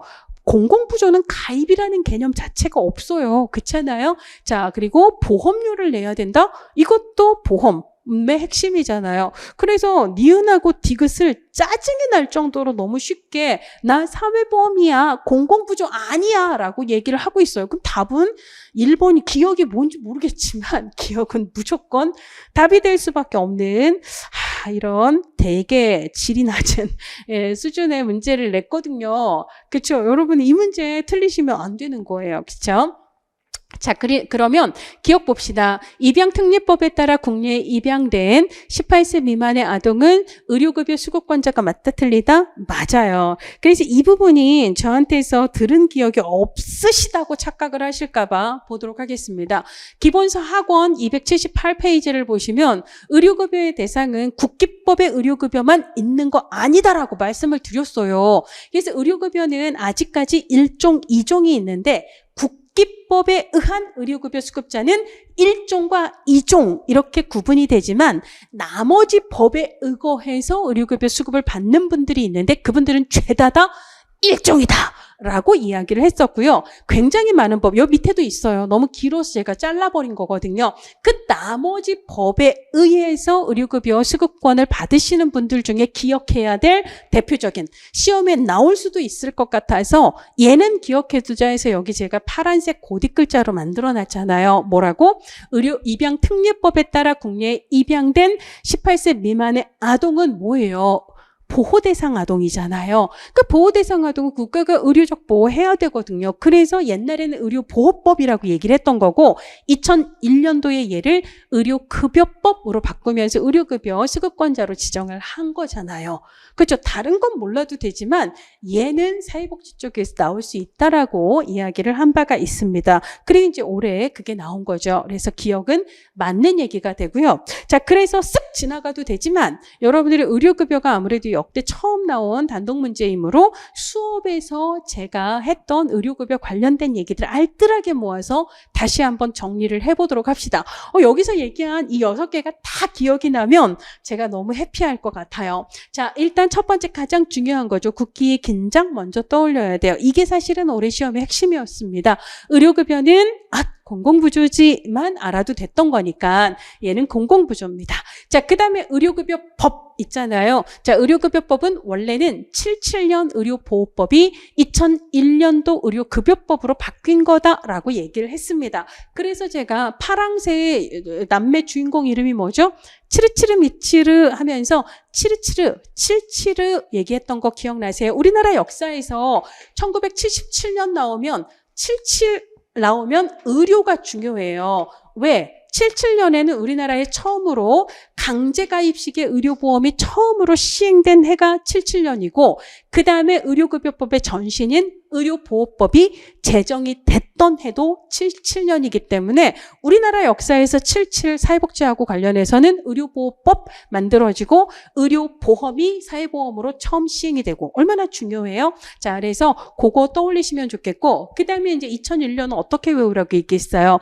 국기법이 제정이 된 건 99년, 시행이 된 건 2000년 해서 99 땡땡 국기법인데 이전 법인 생활보호법에서 국민기초생활보장법으로 바뀌면서 이제는 보호대상자가 아니라 수급 수급권자라는 말로 바뀌어버렸잖아요. 그래서 급여를 수급할 권리로 국기법에서 용어를 바꾸게 되면서 이제는 의료도 보호의 대상이 아니라 급여 수급권이라고 바꾸기 위해서 법의 이름을 99 땡땡 국기법 땡땡령 그 다음 연도인 2001년도에 땡땡 1년에 국기법에 맞춰서 이름을 의료급여법으로 바꿨다라고 얘기를 했습니다. 자, 의료급여는 여전히 1종, 2종이 있다라고 말씀을 드렸고 2종은 뭐에만 한정이 된다? 국기법에 의거한 의료급여 수급권자는 1종도 있고 2종이 있다. 나머지 법에 의한 의료급여는 다 1종이다라고 얘기를 했습니다. 자, 그 다음에 건강보험의 요양급여와 달리 이거는 여러분들 모의고사 문제 풀면서 얘기했던 거 기억을 하시는 분이 있을 거예요. 상한일수 제한이 건강보험의 요양급여에는 상한일수 제한이 있다 없다? 없어요. 원래 있었지만 폐지가 됐거든요. 그렇지만 요양급여에는 상한일수 제한이 있다 없다? 연간 며칠 이상 이용을 팡팡할 수는 없다는 거죠. 더 하고 싶으면 그때부터는 자기 돈 내고 정당하게 이용을 하라. 이렇게 되는 거죠. 자, 그래서 상한일수 제한이 있습니다. 자, 그 다음에 건강보험의 요양급여와 마찬가지로 우리가 아파서 동네 병원 가고 약국 갈 때 나도 몇천 원씩 돈 내는 거잖아요. 이걸 본인부담이라고 얘기를 하게 되는데 의료급여에도 본인부담이 있다 없다? 있어요. 국가가 100% 전액 공짜로 다 지원해 줄게 이건 아니고요. 물론 본인 부담 수준이 굉장히 약하죠. 약하지만 어쨌거나 본인 부담금이 있습니다. 자, 그러면 왜 의료급여에 상한일수 제한을 두고 왜 의료급여에 본인 부담금을 두죠? 공짜니까 막 쓰는 문제를 방지하기 위해서 이걸 우리가 배운 티가 나는 용어로 5글자로 뭐라고 한다? 도덕적 해이예요. 도덕적 해이를 방지하기 위해서 본인 부담금 있음, 상한 제한일수 있음. 자, 그 다음에 6번째예요. 자, 사실은 이 얘기를 많이 했었는데 우리가 노인 장기 요양 보험하면서 의료급여 많이 얘기를 했었거든요. 노인 장기 요양 보험의 그 급여 수급을 신청할 권리는 가입자와 피부양자만 갖는 건 아니다. 누구도 할 수 있다? 예, 가입자, 노인장기요양보험의 가입자와 피부양자는 당연히 내가 보험료를 냈으니까 급여 주세요라고 급여 인정 신청할 수 있고 등급받으면 급여 이용할 수 있어요. 이건 너무나 당연한 건데 다른 사회보험하고 다르게 얘는 그분들뿐만 아니라 누구도 신청할 수 있다. 의료급여 수급권자도 신청할 수 있다라고 얘기했어요. 분명히 의료급여는 공공부조고 얜 사회보험인데 공공부조에 해당하는 의료급여 수급권자가 이걸 신청할 수 있다라고 말씀을 드렸습니다. 다만 자, 여러 법들 중에 국기법에 따라 의료급여 수급권을 가지시는 분들은 본인 부담금이 면제. 그렇지만 다른 법에 따라 의료급여 혜택을 그러니까 다른 법에 따라 의료급여 수급권자가 장기요양보험의 급여를 이용을 할 때는 그때는 본인 부담금이 있긴 있다고 얘기했어요. 다만 그걸 한 60% 정도로 감면을 해서 좀 싸게 해준다라고 얘기했던 거. 그래서 이게 나올 때마다 계속 강조를 드렸거든요. 이 얘기를 여기서 짜증나게 왜 하죠? 자, 17번 문제 한번 가보세요. 조금 이따가 다시 보겠지만 17번 문제 노인 장기요양보험법의 내용으로 옳지 않은 것은 자, 분명히 이 문제 또 4번에 체크하고 틀린 분 있을 거예요. 왜냐하면 4번 보세요. 장기요양보험료 국가 및 지방자치단체의 부담금 등을 재원으로 하여 노인 등에게 장기요양급여를 제공한다. 그럼 여러분들이 이렇게 생각하는 거예요. 노인 장기요양보험은 사회보험이지 사회보험의 주된 재원은 장기요양보험료야. 그 다음에 얘는 국가의 책임이기 때문에 김유경 선생님이 사회보험은 지방자치단체 끼면 안 된다고 얘기했어. 오, 여기 지방자치단체가 있네? 그럼 땡. 요렇게 생각해서 4번이 틀렸다고 생각해서 체크했다가 오랏. 내가 틀렸네 이럴 수 있는 거예요. 제가 뭐라고 얘기를 했냐면 노인장기 요양의 보험의 경우에는 사회보험료를 내신 분들에만 한정이 되는 게 아니라 공공부조 대상자인 의료급여 수급권자도 신청해서 급여를 받을 수 있지만 이분들은 보험료를 냈던 분들이 아니기 때문에 이분들이 쓴 급여 비용은 보험 재정을 건드리지 않는다? 건드리지 않는 거예요. 이분들은 공공부조 대상자이기 때문에 누가 책임을 져야 되죠? 국가와 지방자치단체의 재원으로 책임을 져야 되기 때문에 다른 사회보험하고 다르게 노인장기 요양보험의 재정에는 이들을 위한 국가 및 지방자치단체의 부담금이 들어간다라고 얘기를 했거든요. 그렇죠? 그래서 사실은 이 문제가 그런 식으로도 연결이 돼요. 그래서 제가 그렇게 구구절절 다시 설명을 합니다. 자, 그렇고요. 14번 보시면 사회보장 기본법상 비용 부담에 관한 규정으로 가다에 들어갈 내용을 순서대로 바르게 연결한 것은, 자, 아까 이제 얘기했듯이 최근 7년 동안 지방직 문제에서 사회보장 기본법 문제 이렇게 딱 3개 나왔는데 3개 모두 괄호넣기 문제가 나왔다라고 말씀을 드렸습니다. 자, 앞서서도 얘기했지만 사회보험은 전적으로 국가 책임이에요. 그렇지만 공공부조는 국가와 지방자치단체의 책임입니다. 자, 이 앞부분에서 사회보장 기본법은 앞부분에서 책임의 분담을 뭐라고 얘기를 하고 있죠? 사회보험은 국가 책임, 공공부조와 사회 서비스는 국가와 지방자치단체의 책임이에요. 그러니까 책임을 진다라는 건 아주 간단하게 얘기하면 네 돈 내. 이런 거거든요. 자, 그래서, 물론 이제 사회보험의 주된 재정은 보험 가입자가 내는 거죠. 그래서 사용자, 즉, 고용주나 피용자, 즉 근로자 혹은 자영업자가 부담하는 걸 원칙으로 하되 관계법령에서 정하는 바에 따라서 사회보험에 들어가는 재정은 국가가 부담할 수 있는 거예요. 전부 아니죠. 왜 전부가 될 수 없어요. 왜냐하면 주된 재정은 보험 재정이기 때문에 항상 일부 맞아요. 일부를 부담할 수 있다라고 얘기를 해야 되고, 사회보험 재정에서 아까 노인 장기요양보험과 같은 특수한 경우를 빼고 지방자치단체가 들어가면 안 된다라고 얘기했습니다. 그렇지만 공공부조나 사회 서비스하고 관련해서는 국가와 지방자치단체가 맞다라고 얘기를 했습니다. 공공부조는 비용의 전부 또는 일부를 국가와 지방자치단체가 부담을 하는 거고요.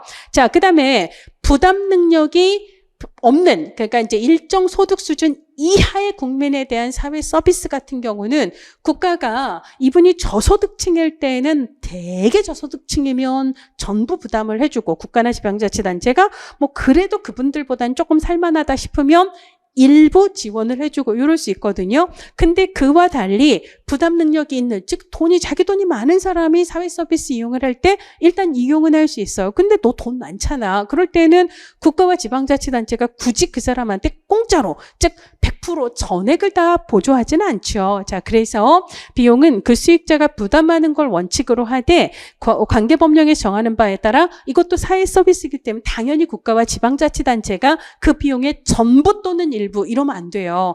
일부를 부담할 수 있다라고 규정을 하고 있습니다. 자, 그래서 이거는 우리 올해 2월에 있었던 사회복지법령 특강 자료예요. 그래서 제가 여러분들한테 제가 글씨로 답을 채워 넣은 버전을 PDF로 그러니까 빈칸 버전하고 답을 채워 넣은 버전을 둘 다 올려드렸잖아요. 자, 이거죠. 사회보험과 공공부조 그리고 사회서비스가 있는데, 자, 이때는 국가가 맞는 거고, 공공부조와 사회서비스에 대해서는 지방자치단체, 국가와 지방자치단체 중에 예외의 2경우는 국가와 지방자치단체가 맞는 거다.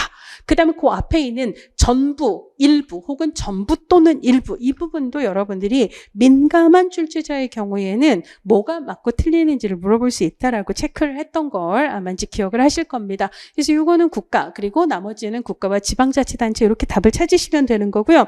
자, 15번 볼게요. 강점 관점은 제가 아까 사정 첫 번째 문제 얘기하면서 말씀을 드렸어요. 그래서 사정은 강점 관점, 그 다음에 생태체계 관점에 기반을 둔다라고 이야기를 했습니다. 그래서 강점이나 역량이나 자원을 강조한다라고 얘기했고, 이때의 자원은 클라이언트가 가지고 있는 자원뿐만 아니라 클라이언트의 환경 속에 있는 자원까지를 포함한다라고 말씀을 드렸어요. 자, 클라이언트의 주변 환경에는 자원이 있다 없다?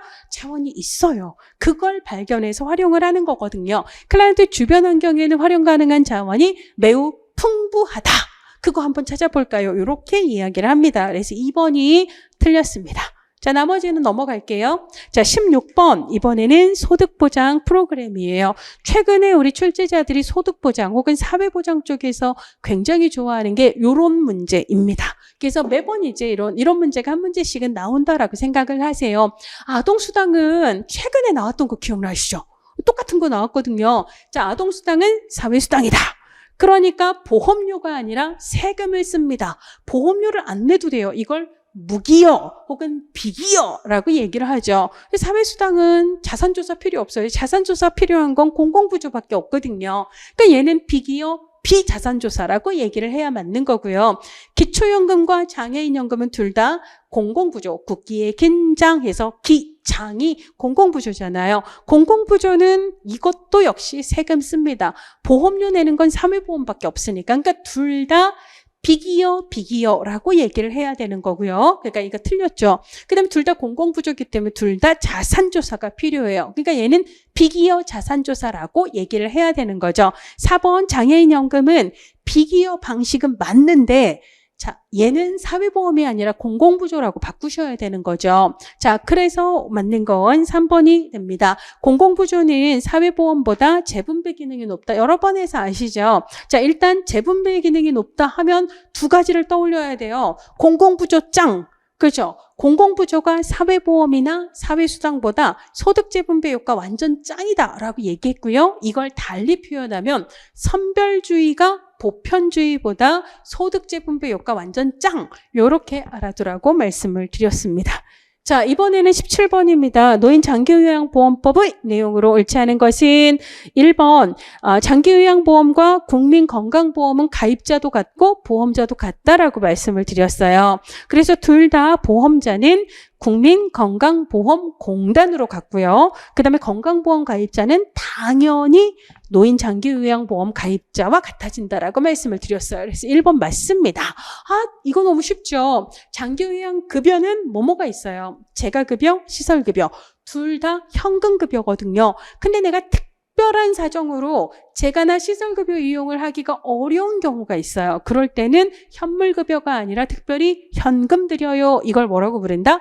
특별 현금 급여라고 이야기를 합니다. 의료급여는 보험 아니에요. 그러니까 잘 보세요. 17번 문제와 13번 문제는 연결이 되어 있어요. 의료급여는 공공부조야. 이것만 알아도 13번에 바로 답 찾으실 수 있고요. 17번에도 바로 답을 찾으실 수 있는 거예요. 의료급여는 공공부조예요. 사회보험에 속하는 게 아니란 말이에요. 여기에는 특별 현금급여라고 바꾸셔야 되고요. 자, 그러면 여러분들 머릿속에 떠오르는 그 다음 생각들. 특별 현금급여에는 가족 요양비, 특례 요양비, 요양병원 간병비가 있지만 현재 우리나라에서 이 셋 중 시행되고 있는 건 딱 하나. 뭐다? 가족 요양비 하나다까지는 기억을 해주세요. 자, 장기요양보험 사업은 보건복지부 장관이 관장을 합니다. 그래서 이제 우리가 5대 사회보험 중에서 건강보험, 장기요양보험, 그리고 또 하나 국민연금, 이 세 가지는 보건복지부 장관이, 나머지 고용과 산재는 고용노동부 장관이 관장을 하게 되는 거고요. 아까 보험자는 공단이라고, 건강보험공단과 같다라고 얘기했습니다. 자, 기본으로 노인장기요양보험을 신청할 수 있는 사람은 보험료 낸 가입자와 피부양자지만 아까 얘기했듯이 공공부조에 해당하는 의료급여 수급권자도 급여 신청을 해서 이용을 할 수는 있다. 그렇지만 이들이 이용한 급여의 비용을 절대 보험 재정을 쓰면 안 되고, 그때는 공공부조 대상이니까 책임이 누구에게 있어요? 국가와 지방자치단체의 책임이 있으므로 이들이 낸 돈, 그 비용을 이용을 해야 한다라고 얘기를 한 거예요. 그런 면에서 보면 지금 13번과 17번과 14번이 모종의 연결이 되어 있다라는 걸 알 수가 있습니다. 자, 여기에 등 나왔어요. 그럼 이 등은 뭘 의미할까요? 등은 뭐예요? 본인부담금. 그래서 기본으로 건강보험의 요양급여에도 본인부담금이 있듯이, 즉 우리가 병원 가면 내는 돈, 약국 가면 내는 돈이 있듯이 장기 요양급여에도 뭐가 있다? 자기부담금이 있다. 시설이 0 후졌다고 제가 날 씹어 해서 시설이 0, 시설급여를 이용할 때는 20%, 그 다음에 제가 씹어 해서 재가급여를 이용할 땐 15%의 본인부담금이 있어요.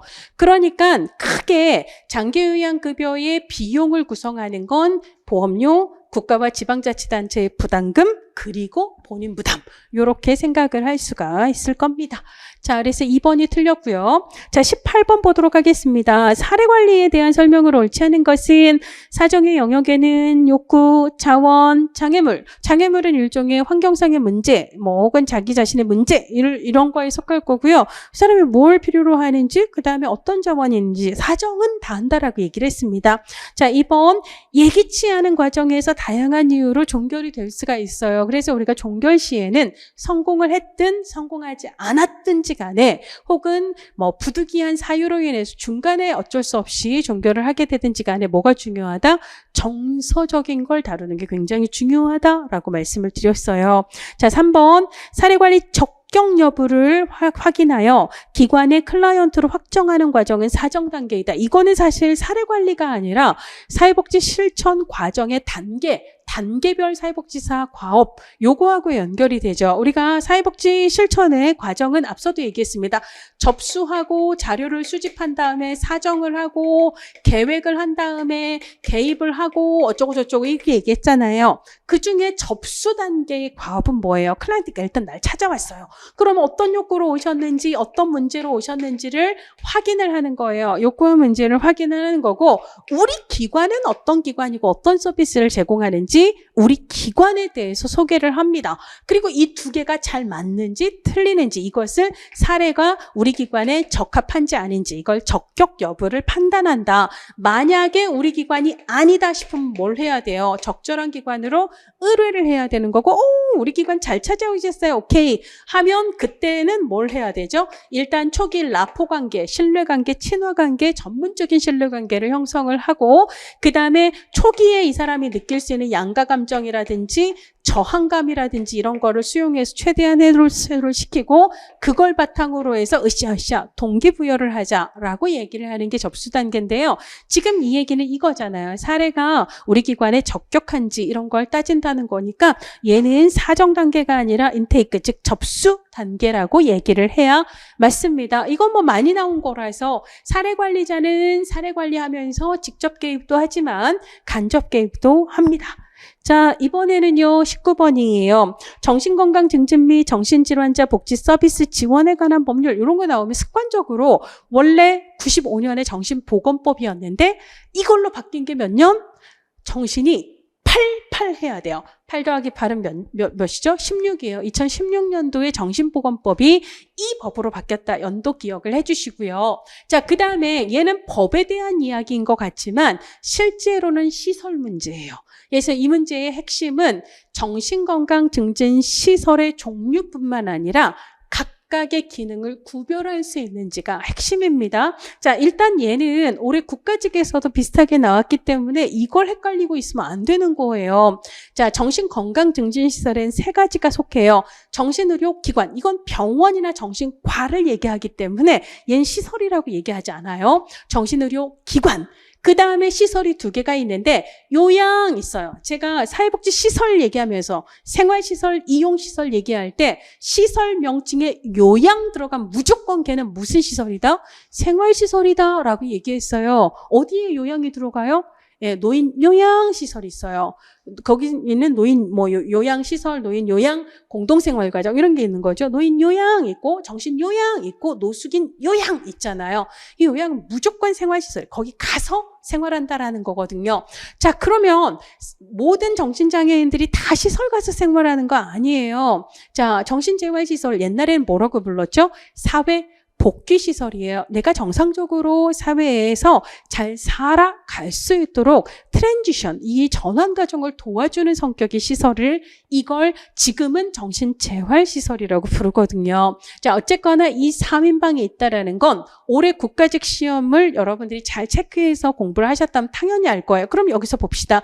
그중에 정신요양시설은 정신질환자의 사회 적응을 위한 각종의 훈련과 생활지도를 한대요. 요양시설은 들어가서 사는 거라니까요. 그렇죠? 자, 그러면 사회 적응을 하려면 시설에 들어가서 사는 게 아니라 사회에 나와서 잘 적응하고 살아가는 걸 담당을 해야 돼요. 그러면 이거는 얘가 담당을 하겠어요? 얘가 담당을 하겠어요? 얘가 담당을 해야죠. 바꾸셔야죠. 정신재활시설이라고 바꾸셔야 합니다.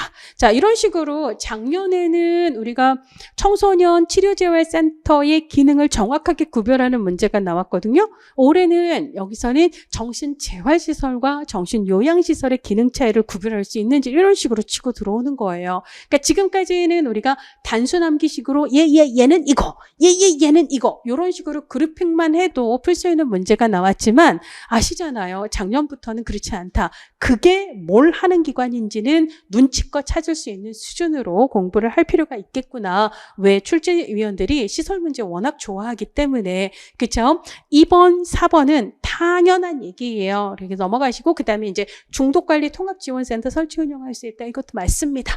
우리가 이제 보통 중독도 정신질환 안에 이제 포함해서 보통 얘기를 하니까 자 동영모고 24회를 보시면은요. 24회 6번을 보시면 사회복지 실천 현장에 대한 설명으로 해가지고 쭉 하면서 이런 문제 나와 있어요. 자, 정신질환자 등의 사회 적응을 위한 각종 훈련과 생활지도를 하는 시설이다. 앞에 저는 정신요양시설은 이라고 오답을 만들지 않고 정신건강복지센터는 이라고 얘기를 했어요. 그래서 제가 오늘 오면서 그 부분에서 제가 이렇게 설명한 게 맞는지를 다시 한번 확인하기 위해서 강의 영상을 한번 찾아왔어요. 그래서 그때도 강조를 했습니다. 이런 문제가 나왔을 때 생각보다 굉장히 어려울 수 있다.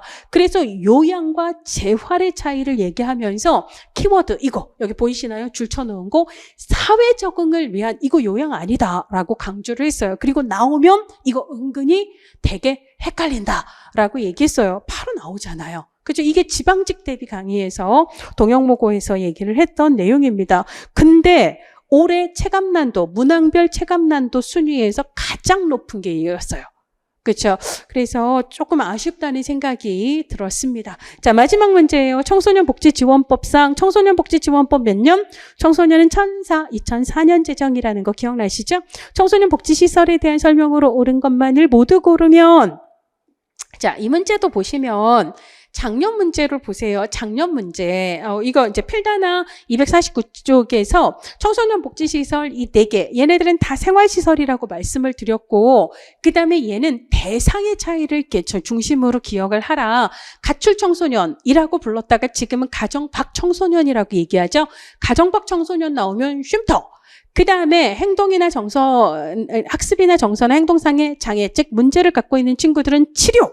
그 다음에 감호위탁 처분 있잖아요. 법원에서 감호위탁 처분을 받은 그런 친구들은 회복, 디톡스가 필요해요. 회복 이렇게 얘기를 했어요. 그리고 쉼터나 이런 회복 지원 시설에서 지원을 받아도 아직 복귀할 준비가 안 된 친구들은 뭘 지원해야 돼요? 자립을 지원해야 한다라고 이야기를 했습니다. 자, 그래서 보통 이제 청소년 시설 같은 경우는 어떤 아이들을 대상으로 하는가를 중심으로 이게 치료가 필요한지 혹은 회복이 필요한지 자립이 필요한지 뭐 쉼이 필요한지 쉴 곳 집을 대체할 수 있는 쉼이 필요한지를 체크를 하라고 말씀을 드렸거든요. 자, 그래서 우리 이제 아까 요거는 사실 작년에 나왔던 거잖아요. 작년에 똑같은 문제가 나왔었으니까 디귿은 당연히 맞을 거고, 그래서 이제 2, 3, 4 중에 골라야 되는데 가정 밖 청소년 쉼터고요. 그 다음에 쉼터나 회복지원시설 지원을 받아도 여전히 아직 복귀할 준비가 안 돼서 자립을 할 수 있는 능력을 갖추도록 지원하는 건 자립지원관 해서 얘는 답이 다 이제 기억, 니은, 디귿이 다 맞다라는 걸 알 수가 있습니다. 자, 이렇게 문제 해설을 마치도록 할게요. 엄청 길었어요. 그래서 이 긴 시간 동안 여러분들이 세세한 설명들을 참고 견디고 들어주셔서 일단 너무 감사하고요. 자, 일단 뭐 합격하신 분들은 너무 축하드려요. 합격하셨으니까 다시 볼 일 없을 겁니다. 그렇지만 이제 내년에 다시 시험을 보셔야 되거나 내년에 첫 시험에 도전해야 되는 분들은요, 가장 최근 시험을 정확하게 분석하는 게 정말 중요하다라는 걸 다시 말씀을 드려요. 충분히 이걸 기초로 예측이 가능해서 맞을 수 있는 문제인데 그런 거 놓치면 고득점 절대 안 되는 거거든요.